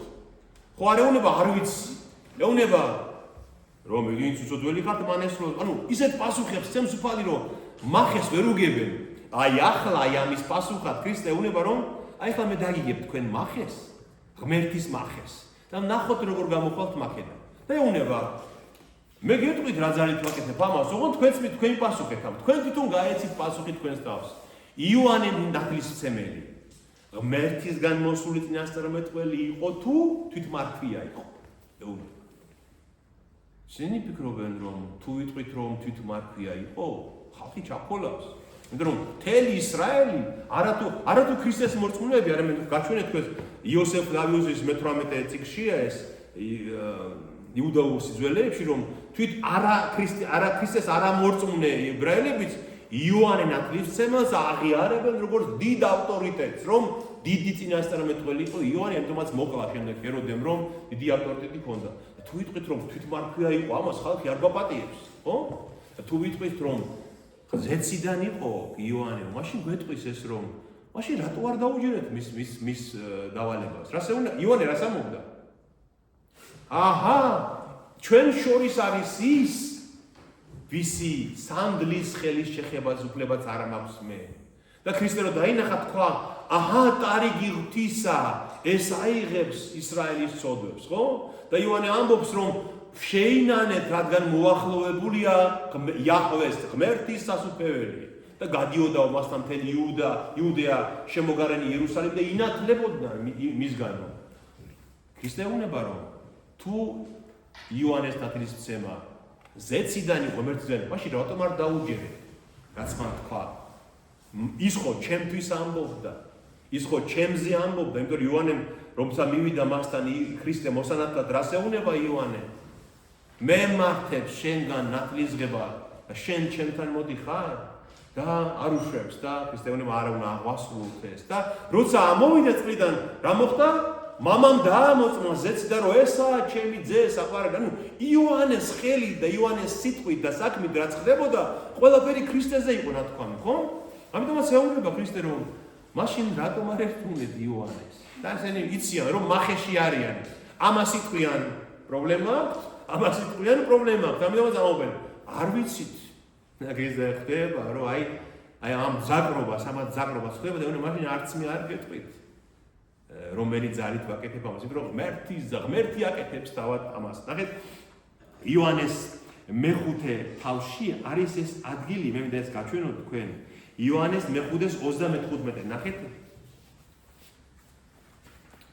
როცა ქრისტე ზედავებიან ისინი წიგნოვრები და ფარისევრები და ეუბნებიან მას რომ შენ თვითონ მოწმობ შენს თავზე. ვინ არის შენი მოწმე ეუბნებიან? და იქ შეეუბნება რომ იოანეა ჩემი მოწმე. პირველ რიგში ამას ამბობს. იოანეა ჩემი მოწმე. ის იყო სამთელი, რომელიც იწვოდა და ანათებდა. თქვენ კი ისურვეთ ცოტა ხანს გეხარათ მისი ნათლითო. ნახეთ? ანუ გეხარათ ცოტა ხანს, იშავს რომ თქვენ მოგეწონათ ის როგორც წინასწარმეტყველი და ცოტა ხანი მოусმენდით მათ, მაგრამ შემდეგ დაივიწყეთ მისი ნათქვამი. ცოტა ხანს გეხარა მისი ნათლით.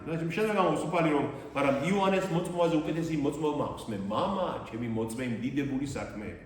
ასევე ლუკას მე-7 თავში, ნახეთ, ლუკას მე-7 თავი 29 მუხლი.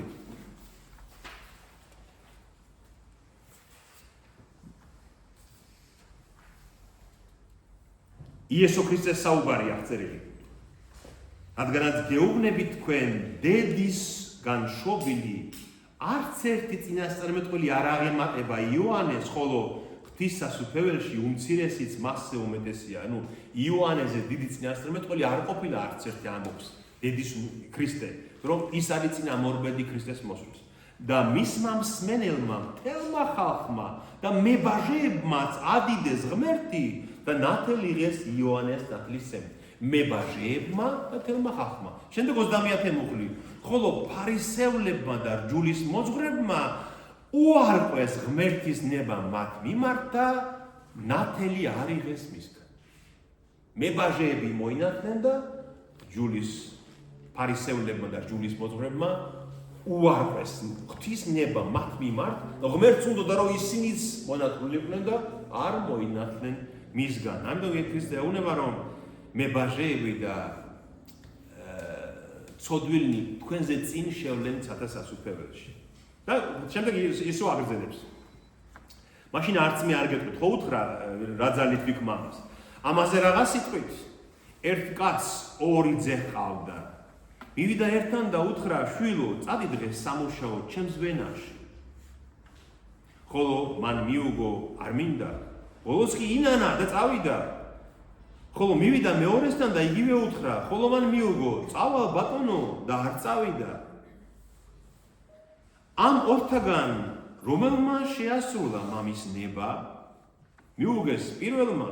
უთხრა მათ იესო, ჭეშმარიტად გეუბნებით თქვენ, მებაჟენი და მეძავნი თქვენზე წინ შევლენ ღვთისმსახურებელში. ვინაიდან მოვიდა თქვენთან იოანე სიმართლის გზით და არ ირწმუნეთ მისი. ხოლო მებაჟენი და მეძავნი ერწმუნენ მას, თქვენ კი იხილეთ და მაინც არ მოინანიეთ, რომ გერწმუნათ მისი. ხეთ? იგავსეუნება უფალი რომ ორი კაც ორი ძე ჰყავდა. ერთს და უთხრა უცროს რომ წადი ჩემ ვენახში სამუშაოდ და უთხრა არა, მაგრამ შემდეგ ინანა და წავიდა. ის პირველი ძე ვის განასახიერებს? კაცობრიობას, რომელმაც დაივიწყა ღმერთი.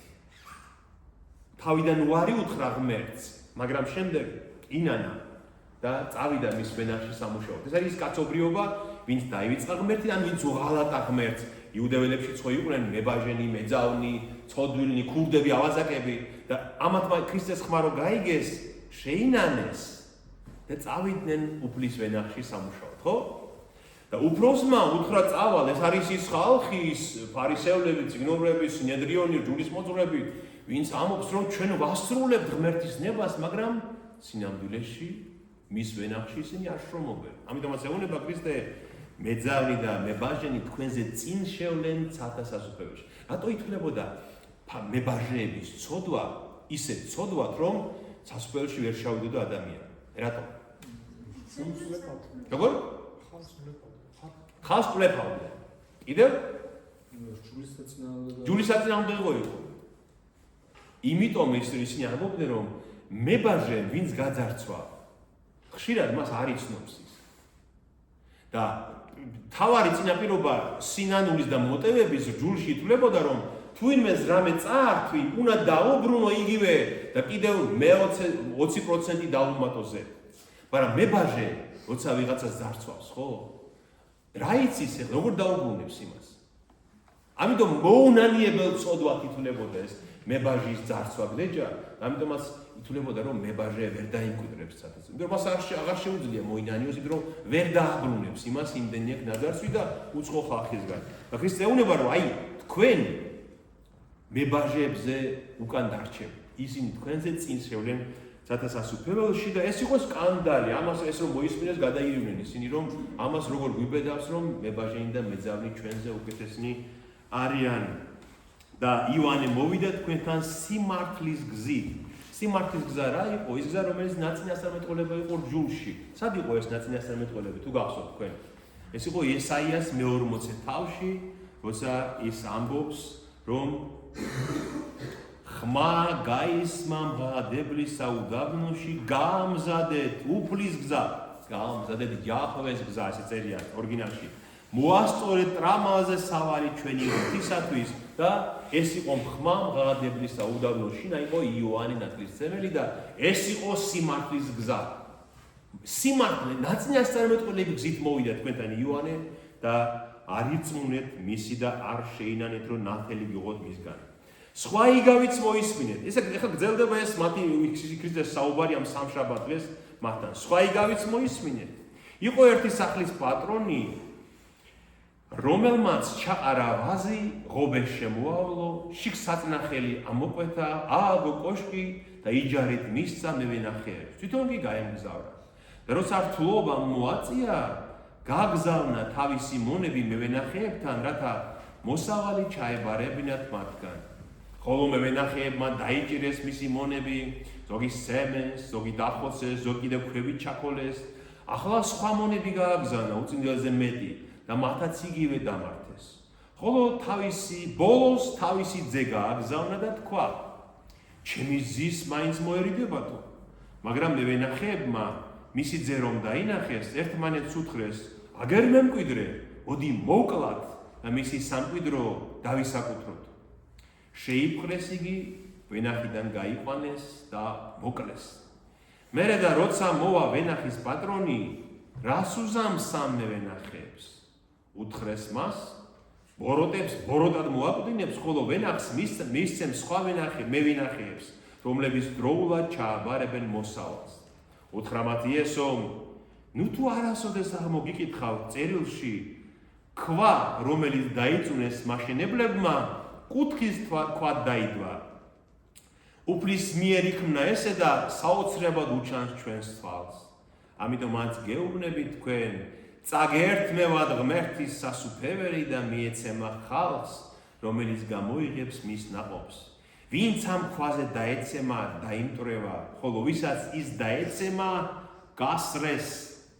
როცა მღვდელმთავრებმა და ფარისევლებმა მოისმინეს მისი იგავი, მიხვდნენ, რომ მათზე ამბობდა ამას და უნდოდათ მისი შეპყრობა, მაგრამ ხალხისა შეეშინდათ, ვინაიდან წინასწარმეტყველად მიაჩნდათ იგი. ნახეთ, საინტერესო რა არის 45 მუხლი. როცა მღვდელმთავრებმა და ფარისევლებმა მოისმინეს ეს იგავიო, მიხვდნენ, რომ მათზე ამბობდა ამას. როგორ მიხვდნენ? საიდან მიხვდნენ? სალმოში წერია, მაგრამ ეს ჩანაფიქრი ქონდათ უკვე მოსაკლავად კიდევ იგავი რითი იწყება, ერთმა სახლის პატრონმა რა გააკეთაო? ვენახი ჩაყარა და ვენახი ეს იყო როგორც უცნობილესი ამბავი, რომ ვენახი არის ისრაელის სიმბოლო ბიბლიაში. აი მაგალითად იესაია წინასწარმეტყველის მე-5 თავში წერია. ვენახი ჰქონდა ღმერთს ნაყოფიერ გორაგზე დაბარა, ქვები მოაცილა, ჩაყარა წითელი ვაზი, ჩადგა კოშკი მის შუაგულში, საწნახელი ამოკვეთა, იქ და დაელოდა, ვიდრე სავსე მტევნებს გამოიღებდაო. მაგრამ ხენეში ნაყოფი გამოიღო. ანუ ღმერთო, ანუ ჩემ შეყარებულს ის აი ეს ამბობს, ჩემ შეყარებულს ეძახის ღმერთს, ვენახი ჰქონდა ერთ გორაგზეო. და ის რასაც შემდეგ ხისტე იმეორებს, ღობე შემოავლო, ანუ გალავანი მისცა, ქვები მოაცილა, ამოკვეთა საწნახელი, წითელი ვაზი ჩაყარა და დაელოდა, რომ ნაყოფს კარტევნებს გამოიღებდაო და ცუდი ნაყოფი გამოიღო. ეს ისაია ამბობს ამას. და შემდეგ ქრისტე ამას იმეორებს. და იმიტომაც იცნეს, რომ ესე იგი ვენახი თუ ისრაელია, ჩვენ ვართ ის ბოროტი მევენახეები, ვინც მას ნაყოფი არ მივეცით. შემდეგ, ნახეთ 79 ფსალმუნში როგორ წერია.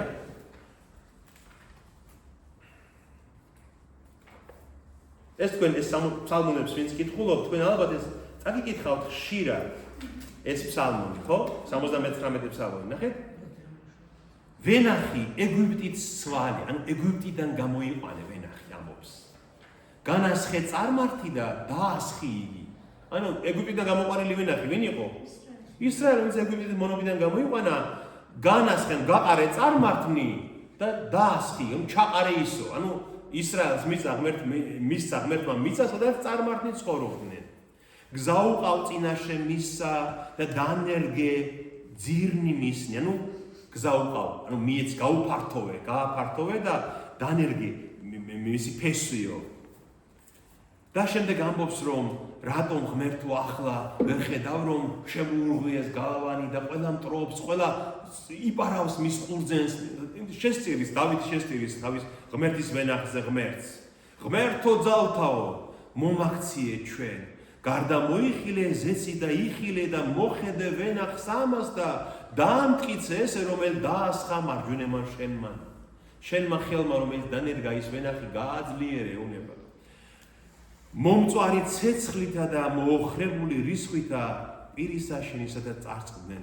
იყავ ხელი შენი კაცსაზე და მარჯვენისა შენისა და ძესაზე და კაცისაზე რომელი განაძლიერე შენდა მაგრამ ხსნას ნახეთ დავითი უკვე 10 საუკუნით ადრე რა შეხედავს ხო ამ ვენახზე ხო ტირის და ევედრება ნახეთ იყოს ხელი შენი მარჯვენის კაცზე რომელი გააძლიერე შენო ვინ არის მისი მარჯვენის კაცი იესო როცა ამაღლდაზე სად დაჯდაო მის მარჯვენით და ამას დავითი 10 საუკუნით ადრე წერს იყოს შენი ხელი შენი მარჯვენის კაცზე რომელი გააძლიერე შენდა და ჩვენც არ გაგეშორებით შენ ნახეთ ქრისტეს წინასწარმეტყველება და ვენახი არის ისრაელი და ქრისტე უნება რომ აი ამ ვენახს ღმერთმაო ზღუდე შემოავლო ზღუდი რა იყო ისრაელის ზღუდი რა იყო ეს საინტერესოა მის ხო გალავანი რა სული გადატენით შევობით რაც ნიშნავს რჯული ისტორია რჯული ის რაც მისცა ის ხო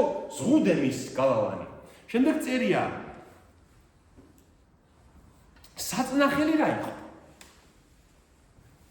მსხვერპლის შესაწირი ადგილი საწნახელში ხო წითელი წვენი გაზის ყურძენს აი აქ იკონებოდა ის მსხვერპლი საწნახელში ანუ საკურთხეველში რომელიც მოასწავებდა რას როდესაც ქრისტეს შეწირვას სათვალთვალო კოშკი ააგო სათვალთვალო კოშკი რა ტაძარი და ტაძარს აი მათი მოზღვრები ასე გამარჯვებენ ტაძარს რო აშენეს და აკურთხეს რა დაადგაო მას თავზე შეხინა ღმერთი აი ღრუბელმა დაფარა იგიო ღვთაებრივმა ღრუბელმაო რომელსაც ხედავდა ყველა და აი ეს შეხინა ერქომას ივირიჩი ებრაელებთან ეს შეხინა იყო ღმერთის იქმყოფობა და სათვალთვალო კოშკი არის ტაძარი და ზედ ღმერთის ეს ღვთაებრივი ღრუბელი რომელიც ღმერთის თვალია რომელიც ისრაელს სათვალთვალო კოშკი და რას აკეთებს ადამიანი უყურ უთვალთვალებს ხო რომ ყველაფერი წესრიგშია თუ არა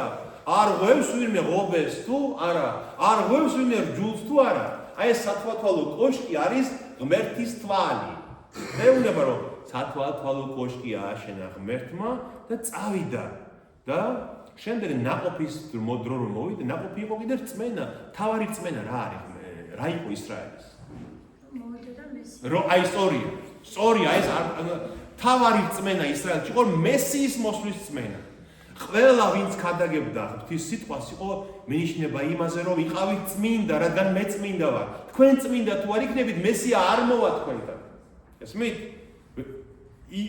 ისე არ მოვა დიდებით როდესაც თქვენ ელით რომ მეფობა მისი დამტკიცდეს და რო გაუგზავნაო მონებიო ნაყოფის ასაღებათო ზოგი მოკლესო ზოგი ცემეს ზოგი ქვით ჩაქოლესო ესენი ვინ იყვნენ ეს მონები წინასწარმეტყველები ხო ჩვენ ხო ვიცით აი მაგალითად ესაია სდევნიდნენ და ასეა გადმოცემით რომ ხეში ფუღუროში დაიმალა და გადახერხეს ის ხე და შუაზე გადახერხეს ის აიწერა ესაია ეს დიდი წინასწარმეტყველი იერემიას წიგნში აღწერილია რომ მრავალჯერ ცემეს აი ეს დიდი წინასწარმეტყველი და დილეგში აგდებდნენ და ბოლოს დევნილი ისიც მოკლეს ისიც ზაქარია წინასწარმეტყველი მაგალითად რო აღხილებდა მეფეს კეთთაყვანისმცემლობაში ეს მეორე ნეშტა წიგნში აღწერილი ზედ საკურთხეველს დააკლეს აი აქ ტაძარს და საკურთხეველს შორის მოკლეს ზაქარია წინასწარმეტყველი და კიდევ მრავალი ელია წინასწარმეტყველი ემოქრებოდა იზებელი დედოფალი რომ შენ თუ არ მოკლაო ნახავო და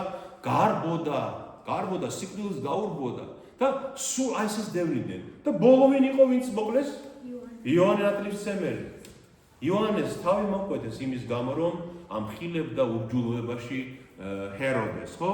და აი ამაზეა ნათქვამი. შემდეგო სხვა მონები გააგზავნა უფრო მეტი იმათაც იგივე დამარხეს და ბოლოსო ღმერთმა იფიქრაო, რომ ვის მიუგზავნიო? ჩემს ძესო. იქნება ჩემის ძის მაინც მოედო და მოერიდონ და მოიქცნენ და გამოიღონ ნაყოფიო და ამ ურჯულო ბოროტმა მწყებსებმა იფიქრესო, რომ მოვკლავთ და ყველაფერი ჩვენი იქნებაო. რამდენი ადამიანი ფიქრობს ასე? რამდენი ურჯულო ადამიანი ფიქრობს ასე, რომ ყველაფერი ჩემი იქნება? აი მაგალითად დღეს რასაც ჩვენ უყურებთ საქართველოში, ხო? აი გაუგნებული უყურებ ხოლმე. ადამიანს სახლში ჰქონდა მხოლოდ 7 მილიონი დოლარი. მხოლოდ სახლში, ხო? და რამდენია ვინც ასეთი? აი რა გონია იმ ადამიანს, რომ მარადიულად იქნება ამ ქვეყანაზე? აი რა გინდა ხო ამდენი? აი საოცრებაა. აი სიბრმავე ადამიანი, ვიდრე აი რა გინდა ამდენი? რამდენი წელიწადი უნდა იცოცხლო, ხო? აი რამდენი, აი რა სად უნდა მოიხმარო, სად უნდა წაიღო ეს ყველაფერი, ხო? ადამიანურ ცხოვრებას ეს არ ჭირდება. ადამიანურ ცხოვრებას. მაგრამ აი როგორც ამათმა იფიქრეს, რომ მოდი მოვკლათ და ყველაფერი სულ სამარადიულად ჩვენი იქნება, ასე ფიქრობენ ესენი. ხო? ხო არის? და ახლა ამასიან ტიპო ამბავი გამოსული, რომ ეს დიდი ბობოლები რო შეხვდნენ ეს პუტინი და სი ეს ჩინეთის დიქტატორი, თურმე იმაზე ლაპარაკობდნენ, როგორ გავიხანგრძლივოთ სიცოცხლე. ხო, ეს გამოვიდეს, ჟურნალისტებმა გამოვიდეს. ეს საფიქრებელი, რომ ეს რაც დაიგროვეს, ხო, მარადიულად უნდა გქონდეთ. გესმით? აბოლო რაღაცა მიღწევებია ვითომ მედიცინაში, რომ როგორ გავიხანგრძლივოთ სიცოცხლე. ეს ხო სიგიჟეა. ხო, აბსოლუტური სიგიჟეა. ღმერთის მტრობაა ეს. ღმერთმა ჩვენ იმიტომ გაგვაჩინა, რომ მარადიული სიცოცხლე ზუფალთან და არა დოლარებთან და ევროებთან, ხო? აი ეს არის თავი. და აი ამაზე ამბობენ, რომ მოდი მოვკლათ.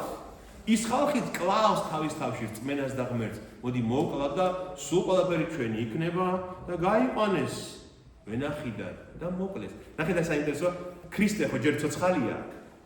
ვენახიდან გაიყვანეს და მოკლესო. სად მოკლეს ქრისტე? გოლგოთაზე. გოლგოთა სად იყო? იერუსალიმის გალავნის გარეთ, ზუსტად. წინასწარ მან უფალმა, ნახეთ როგორ წინასწარ მეტყველებ. წინასწარ იცის მას სად მოკლავენ, იმიტომ რომ ხო შეიძლება მას ეფიქრა, რომ აი შეიძლება აქ მოკლან ახლოს აძართა, როგორც ზაქარია. ან დევნილი იყოს და სხვა, მან იცის რომ მას გაიყვანენ ვენახის გარეთ და გოლგოთაზე მოკლავენ და όμως გაიყვანეს მისი ძე და ვენახის გარეთ მოკლეს და შემდეგ კითხავს უსვამს მათ უფალი. როცა მოვა ვენახის პატრონი, ან როცა იქნება დასასრული ყველაფრის რა მოხდება? და ამბობს რომ ამ ბოროტებს ბოროტად დახოცავს, ბოროტ დასასრულს მოუმზადებს მათ და ამ ვენახს მისცემს სხვას. ვინც დაყოფს მის დროულად ჩააბარებს მას მოსავალს. და უთხრა მათ იესომ, არ წაგიკითხავთ ფსალმუნი, აი საოცარი ის არის, რომ ეს ხალხი ვერ ცნობს თავის საკუთარ ჯულს. არ წაგიკითხავთ ფსალმუნში წერია, რომ ქვა ლოდი, რომელიც შეურაცხყვეს მაშენებელთა, ესე იქმნა თავ კიდეთა. კიდეთა თავი რას ნიშნავს? ორი რაღაცა ერთდება. ხო, სადაც ორი რამე ერთდება და ძველად ხუროთმოძღვრებაში ცნობილი მეთოდი იყო, იერუსალიმის ტაძარიც ასეა აგებული. მოძებნიდნენ მყარ ადგილს და იქ დადებდნენ პირველ დიდ ქვას. დიდ ლოდს, ხო? პირველ ქვას იქ დადებდნენ და ის იყო ყველაზე მყარი ადგილი უნდა ყოფილიყო ეს. და შემდეგ იმ ქვაზე აგებდნენ დანარჩენ თელშენობას. თავ კიდის კუთხის ქვა იყო ეს ქვა. და 117 ფსალმუში, აი იმ ფსალმუში, რომელიც ოშიანას უგალობს მას მესიის მოსვლას, იმ ფსალმუში წერია, რომ ლოდი, რომელიც შეურაცხყვეს, ეს 22 მუხლი, ნახეთ, 22 მუხლი 117 ფსალმუში. ლოდი, რომელიც შეურაცხყვეს მაშენებელთა, ესე იქმნა თავ კიდეთა, უფლისამიერ იყო ესე და არ საკვირველ წინაშე თვალთა ჩვენ. ანუ შეურაცხყოფილი ლოდი ნიშნავდა აი დავითზეც ამბობდნენ, აი დავით მეფეს ფსალმუნის ავტორზე, რომ დავით ხომ დევნილი იყო ძალიან. აი როცა ის მეფე დაკურთხეს, როცა სხეს მათ მეფე, ის შეურაცხყოფილი ლოდი იყო. არ იღებდნენ მას. მიაჩნდათ რომ ეს არ არის, რანაირად უნდა იყოს ეს მეფე, ეს პატარა ბიჭი. ღმერთმა კი ამოარჩია, მაგრამ რანაირად უნდა იყოს ისრაელისმა? მაგრამ შემდეგ ღმერთმა ამაღლა ის. ასევე მართალნი, წინასწარმეტყველნი, ვინც ქადაგებდა სიტყვას, ისინი შეურაცხყოფილი ლოდინი იყვნენ, მაგრამ თავარი განხორციელება შეურაცხყოფილი ლოდის ვინ იყო? იესო ქრისტე. ეს გვაქვს ჩვენ იესაიასთან ნათქვამი, რომ ქრისტეს ერთ-ერთი სახით ბიბლიაში არის ლოდი, რომელიც დადოუფალმა. ნახეთ, აი, ეს არის იესაიას მერვე თავი. აი, ჩვენ რომ ვიცოდეთ, რომ ჩვენ ჰაერზე კი ვსაუბრობთ ამას, 107 ფსალმუნი არის იესაია წინასწარმეტყველის, ესე ვთქვათ, ემხმიანება ეს ორი რამე ერთმანეთს. ნახეთ, იესაიას მერვე თავის მე-13 მუხლი. ხოლო საბაოთ უფალს ეკრძალეთ. ის არის თქვენი შემაშინებელი და თქვენი შემძარალი. ის იქნება საწმინდარად და დაბრკოლების ლოდად. საბაოთ უფალი იქნება საწმინდარი იგივე რა ტაძარი, ის იქნება თქვენი ტაძარი და დაბრკოლების ლოდი და წაფორხილების კლდე ისრაელის ორი სახლისთვის, ჩრდილოეთ ისრაელისთვის და იუდას მხარისთვის. ბადეთ და მახეთ იერუსალიმის მკვიდრთათვის. ბევრი წაიფორხილებს მასზე და ეცემიან და დაილეწებიან, გაებმებიან და გაიხლაშდებიან. შეკარი ეს ანდერძი დაბეჭდე რჯული ჩემს მოწაფეებში. ანუ საბაოთ უფალი არის ლოდი, რომელზეც ბევრი წაიფორხილებს და დაილეწება. ვინ წაიფორხილა მასზე? ისრაელმა, წინამძღვრებმა, სინედრიონმა, ყველამ წაიფორხილა და დაილეწნენ. და არ გაგიგიათ, რომ ასეა ნათქვამი მესიის მოსვლაზე. იმიტომ რომ ეს 117 ფსალმუნი იყოს მესიანური ფსალმუნი. ქრისტეზე იყო ეს ყველაფერი და ქრისტე ეუბნება მათ, რომ ასეთი თვალსაჩინოა ის, რაც ფსალმუნშია დაწერილი, მე ბრძვით მოკლა გინდათ ჩემი მტრობთ, არ მიღებთ და არ წაგიკითხავთ, რომ ეს შეურაცხყოფილი ლოდი საკიდური ქვა გახდება? ვერ სნობთ, აი როცა ბრმა ადამიანი სულიერად ხო აი აშკარაა ხოლმე ხანდახან რაღაც და ვერ სნობს. და ქრისტე აი ამით ამხილებს, რომ ლოდი, რომელსაც თქვენ შეურაცხყოფთ და მოკლავთ, ის გახდება კიდის ქვა. და ნახეთ, მშენებლებმა შეურაცხყვეს ის ლოდი. შეურაცხყვეს უარყვეს, ხო? მშენებლებს რატო ამბობს?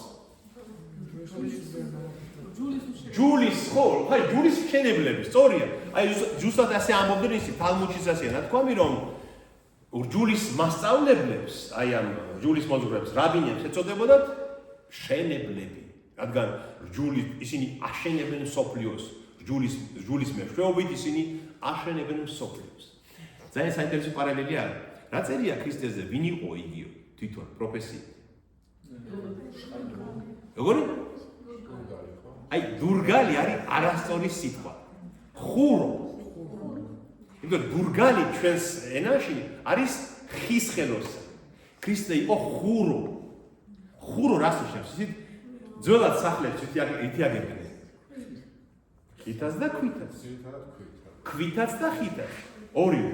ანუ აი ჩვენ ქართულ ენაში ყავს ქვის ხურო და ხის ხურო. ეს განსხვავებულია. მაგრამ ხურო ნიშნავს მშენებელს საბოლოო ჯამში. მაურა, აი ძალიან კარგი სიტყვა, მაურა გერმანულში მაურა, რომ მშენებელ ხურო, რომელსაც შეუძლია ქვითაც ააშენოს სახლი და ხითაც ააშენოს სახლი და აი მშენებლებმა რა უარყვეს ეს საკიდური ქვა, თავად ქრისტეს პროფესიაც ხურო იყო. შემთხვევითი არ იყო ესეც, ის იყო ნამდვილი მშენებელი, ნამდვილი ჯულის მშენებელი, რომელსაც მოგვიტანა ჭეშმარიტი განმარტება ამ ჯულის, ხო? აი დურგალს როცა ვამბობთ, ხომ საიდანაც ითო დურგალი? აი იმიტომ რომ ჩვენ ხუროს დურგალს ვაიგივებთ. ხუროს და დურგალს ერთმანეთს. დურგალი არის ნამდვილად მხოლოდ ხის ხელოსანი და ხურო არის, რომელიც ორივეზე მუშაობს. ამიტომაც ძველ ქართულში ხურო ორივეს ნიშნავდა და შემდეგ გაყვეს და ლექსიკონში ასწირია ხის ხურო და ქვის ხურო. ნუ მე გაყვეს რომ გაერჩიეთ, მაგრამ ეს ხურო არის მშენებელი საბოლოო ჯამში. ამიტომაც გეუბნებით თქვენ და ეს ყველაფერი საკვირველია ჩვენი თვალისთვის რა. ღმერთმა ქნა ეს და ამიტომ საოცრებად უჩანს ჩვენს თვალს. ეს როგორ გავიგოთ? ამიტომ რომ არავითარ ლოგიკას ეს არ ემორჩილება, ხო? არავითარ ლოგიკას ეს ამორჩილება. სადღაც უმნიშვნელო სოფელ ბეთლემში იბადება უმნიშვნელო წარმართულ შერეულ მხარ ნაზარეთში იზრდება, უბრალო ხურვა, ხო?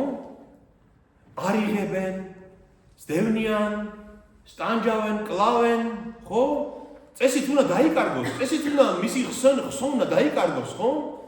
აი, რამდენი ადამიანი უცვამს ჯვარს იმ დროს, ხო? ბევრი მანამდე. რა თქმა უნდა, ხო? მაგრამ წესით ხომ არავითარ ლოგიკას არ ემორჩილება ის, რომ იესო ქრისტეს მოძღვრება და სახარება მთელ მსოფლიოში გავრცელდეს და მოიცვას პეტრომ. ეს ხომ საოცრებაა, ეს ხომ საყურველია. ეს ხომ აბსოლუტურად არალოგიკურია ამ გაგებით, ხო? მაგრამ ღმერთმა ქნა ეს და საოცრებად ჩანს ჩვენი თვალის წინაშე, ხო? ეხანდახან არის ხომე რომ აი რაღაცა კარგი წირვა ჩაგვიტარებია, კარგ წირვას, კარგად გამოგვივა წირვა, კარგად ვილოცებთ, კაი გალობა იყო, სახარებაც კარგად წავიკითხეთ, გდელიც რაღაცნაირად კარგ ქადაგება გამოაყდეს და ხანდახან მქონია ხოლმე მეც რომ კაცო, რა არის ეს რომ 30 კაცი იყო ტაძარში? ვფიქრობ, აი, თქვა გული იმ გაგებით რომ ხო შეიძლება რომ მეც ენახა ეს ძვირფასი ღვთისმსახურება, ხო? და ვფიქრობ რომ აი რა არის აბა რა შედეგი აქვს ამას ვფიქრობ. ან სიტყვაზე რაღაცა კარგი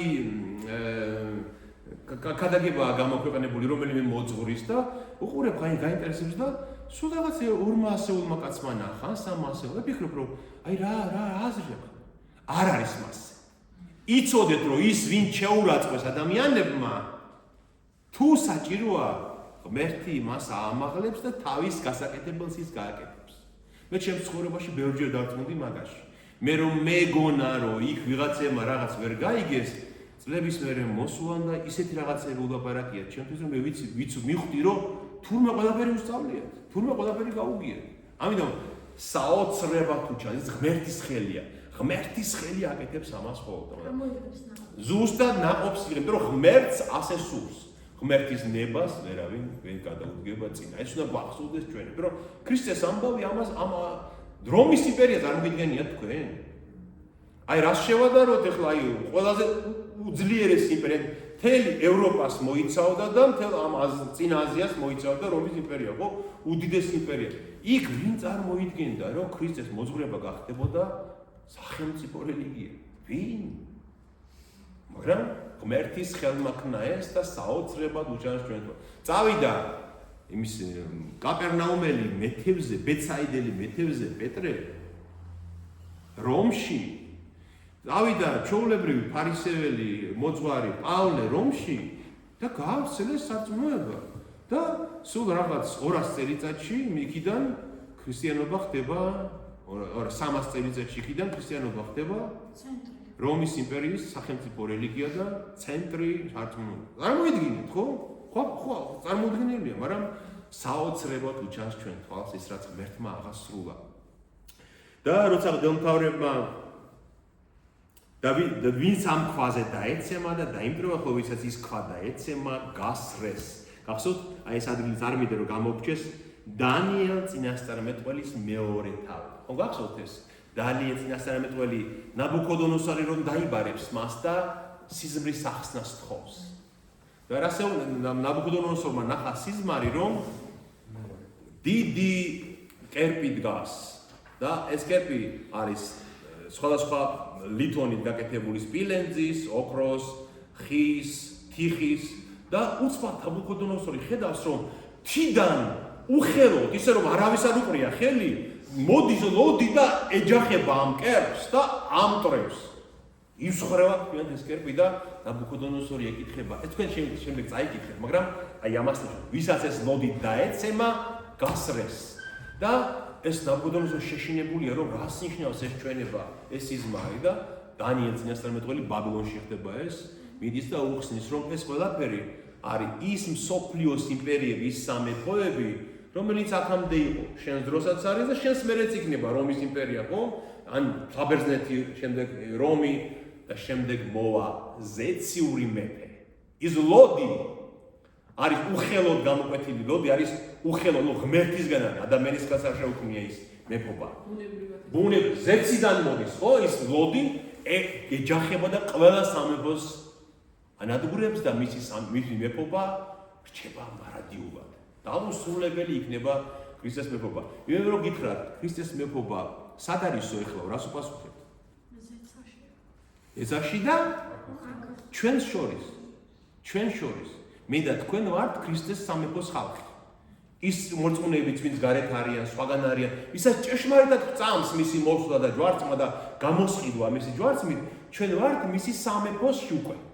და ერთ დღესაც მოვა და ხილული გახდება მისი სამეფო და დაუსრულებლად იქნება მისი სამეფო. მაგრამ ახლაც დაუსრულებელია ქრისტეს სამეფო. ზეციური იერუსალიმის მოქალაქე. ზუსტად ზეციური იერუსალიმის მოქალაქე ვარ, მაგრამ აი ვიღაცამ მე რომ მითხრას რომ ქრისტეს სამეფო დასრულდებო, მე ვერ დავიჯერებ მაგას. იმიტომ რომ სანამ ადამიანი იარსებებს, ყოველთვის იქნება ის წესიერი პატიოსანი ხალხი, ვისაც გულში სწამს მისი სახარება, ხო? ამიტომ მისი სამეფო არის დაუსრულებელი. ყოველთვის იქნება მისი სამეფო ნებისმიერ სოფლიოს ნებისმიერ წელს, იმიტომ რომ ის უხილავი სამეფოა, სულიერი სამეფოა და სულიერი ძაფები გვაკავშირებს ჩვენ იმას, ხო? ჩვენ ხო პასპორტი არ აქვს ზეციური სასუფეველის პასპორტი, მაგრამ ჩვენი გულია ის პასპორტი, რითიც ჩვენ ჭამს მისი მეუფება. და ეს რომ უთხრა უფალმა, წაგერთმევა თქვენ და მიეცემა იმ ხალხს ეს სამეფო, ვინც გამოიღებს ნაყოფს, რაც აღსრულდა, წაერთვათ მათი ზმენახი, ისრაელი მათ წაერთვათ და ეს რწმენა, ჯული, ბიბლია მიეცა იმ ხალხს, ვინც გამოიღებს ნაყოფს, მიხვდნენ რომ მათზე ამბობდა ამას და უნდოდათ მისი შეპყრობა, მაგრამ ხალხის შეეშინდათ, ვინაიდან წინასწარმეტყველად მიაჩნდათ იგი. რომ ხალხი თulis მას დიდ წინასწარმეტყველად, რომელიც ღმერთმა მოუვლინა მათ და ამიტომ ტაძარში შეუძლებელი. ტაძარში ანდროს უფალი. ნახეთ ეს სამშაბათი ტაძარშია. და ამიტომ ვერ შეახეს მას ხელი და უკვე შემდეგ გრძელდება 22 თავიდან გრძელდება ისევ უფალი ამბობს შემდეგ უკვე იგავს ღმერთზე როგორც კაცზე რომელმაც ქორწილი გადაიხადა თავისი ძის და მოიწვია ამ ქორწილში სტუმრები. ხო? მისი ძის ქორწილი რას ნიშნავს? ქრისტე მოვიდა რომ შეუერთდეს თავის მორწმუნეებს. ეს არის ქორწილი, ხო? და აი ამ ქრისტეს და მისი სარძლო, მისი ქრისტეს სარძლო ხო ისრაელი იყო და შემდეგ ეკლესია გახდა. ამ ქრისტე მოვიდა თავის სარძლოსთან, რომ შეუერთდეს მას. აი ამ ქორწილში ეძახის ღმერთი, მამა ღმერთი ხალხს, რომ მოდით ჩემი ძის ქორწილში და რა პასუხს ცემენ უკვე 22 თავის შეგვიძლია ეს განმარტოთ. რა ვიცი, მე მგონი გაგვიზრდა ცოტა, მაგრამ დიდი თავია, მოცულობით თავია ძალიან 46 მუხლია ამ თავში და ამიტომ კიდე მე რაღაცები გამოვტოვე, რაც მომზადებული მქონდა თქვენთვის, მაგრამ კითხვები ხო არ არის? დაბეჭდე რას ნიშნავს? როგორ? რაღაც თაიაში წავ. ხო, დაბეჭდე. დაბეჭდე ნიშნავს, რომ რაღაც დრომდე ეს გაუგებარი იქნება ხალხისთვის. დაბეჭდე. დანიაში ხდება და გამოცხადება. კი, რაღაც არ დაწერო დაბეჭდე. კი, დაბეჭდე.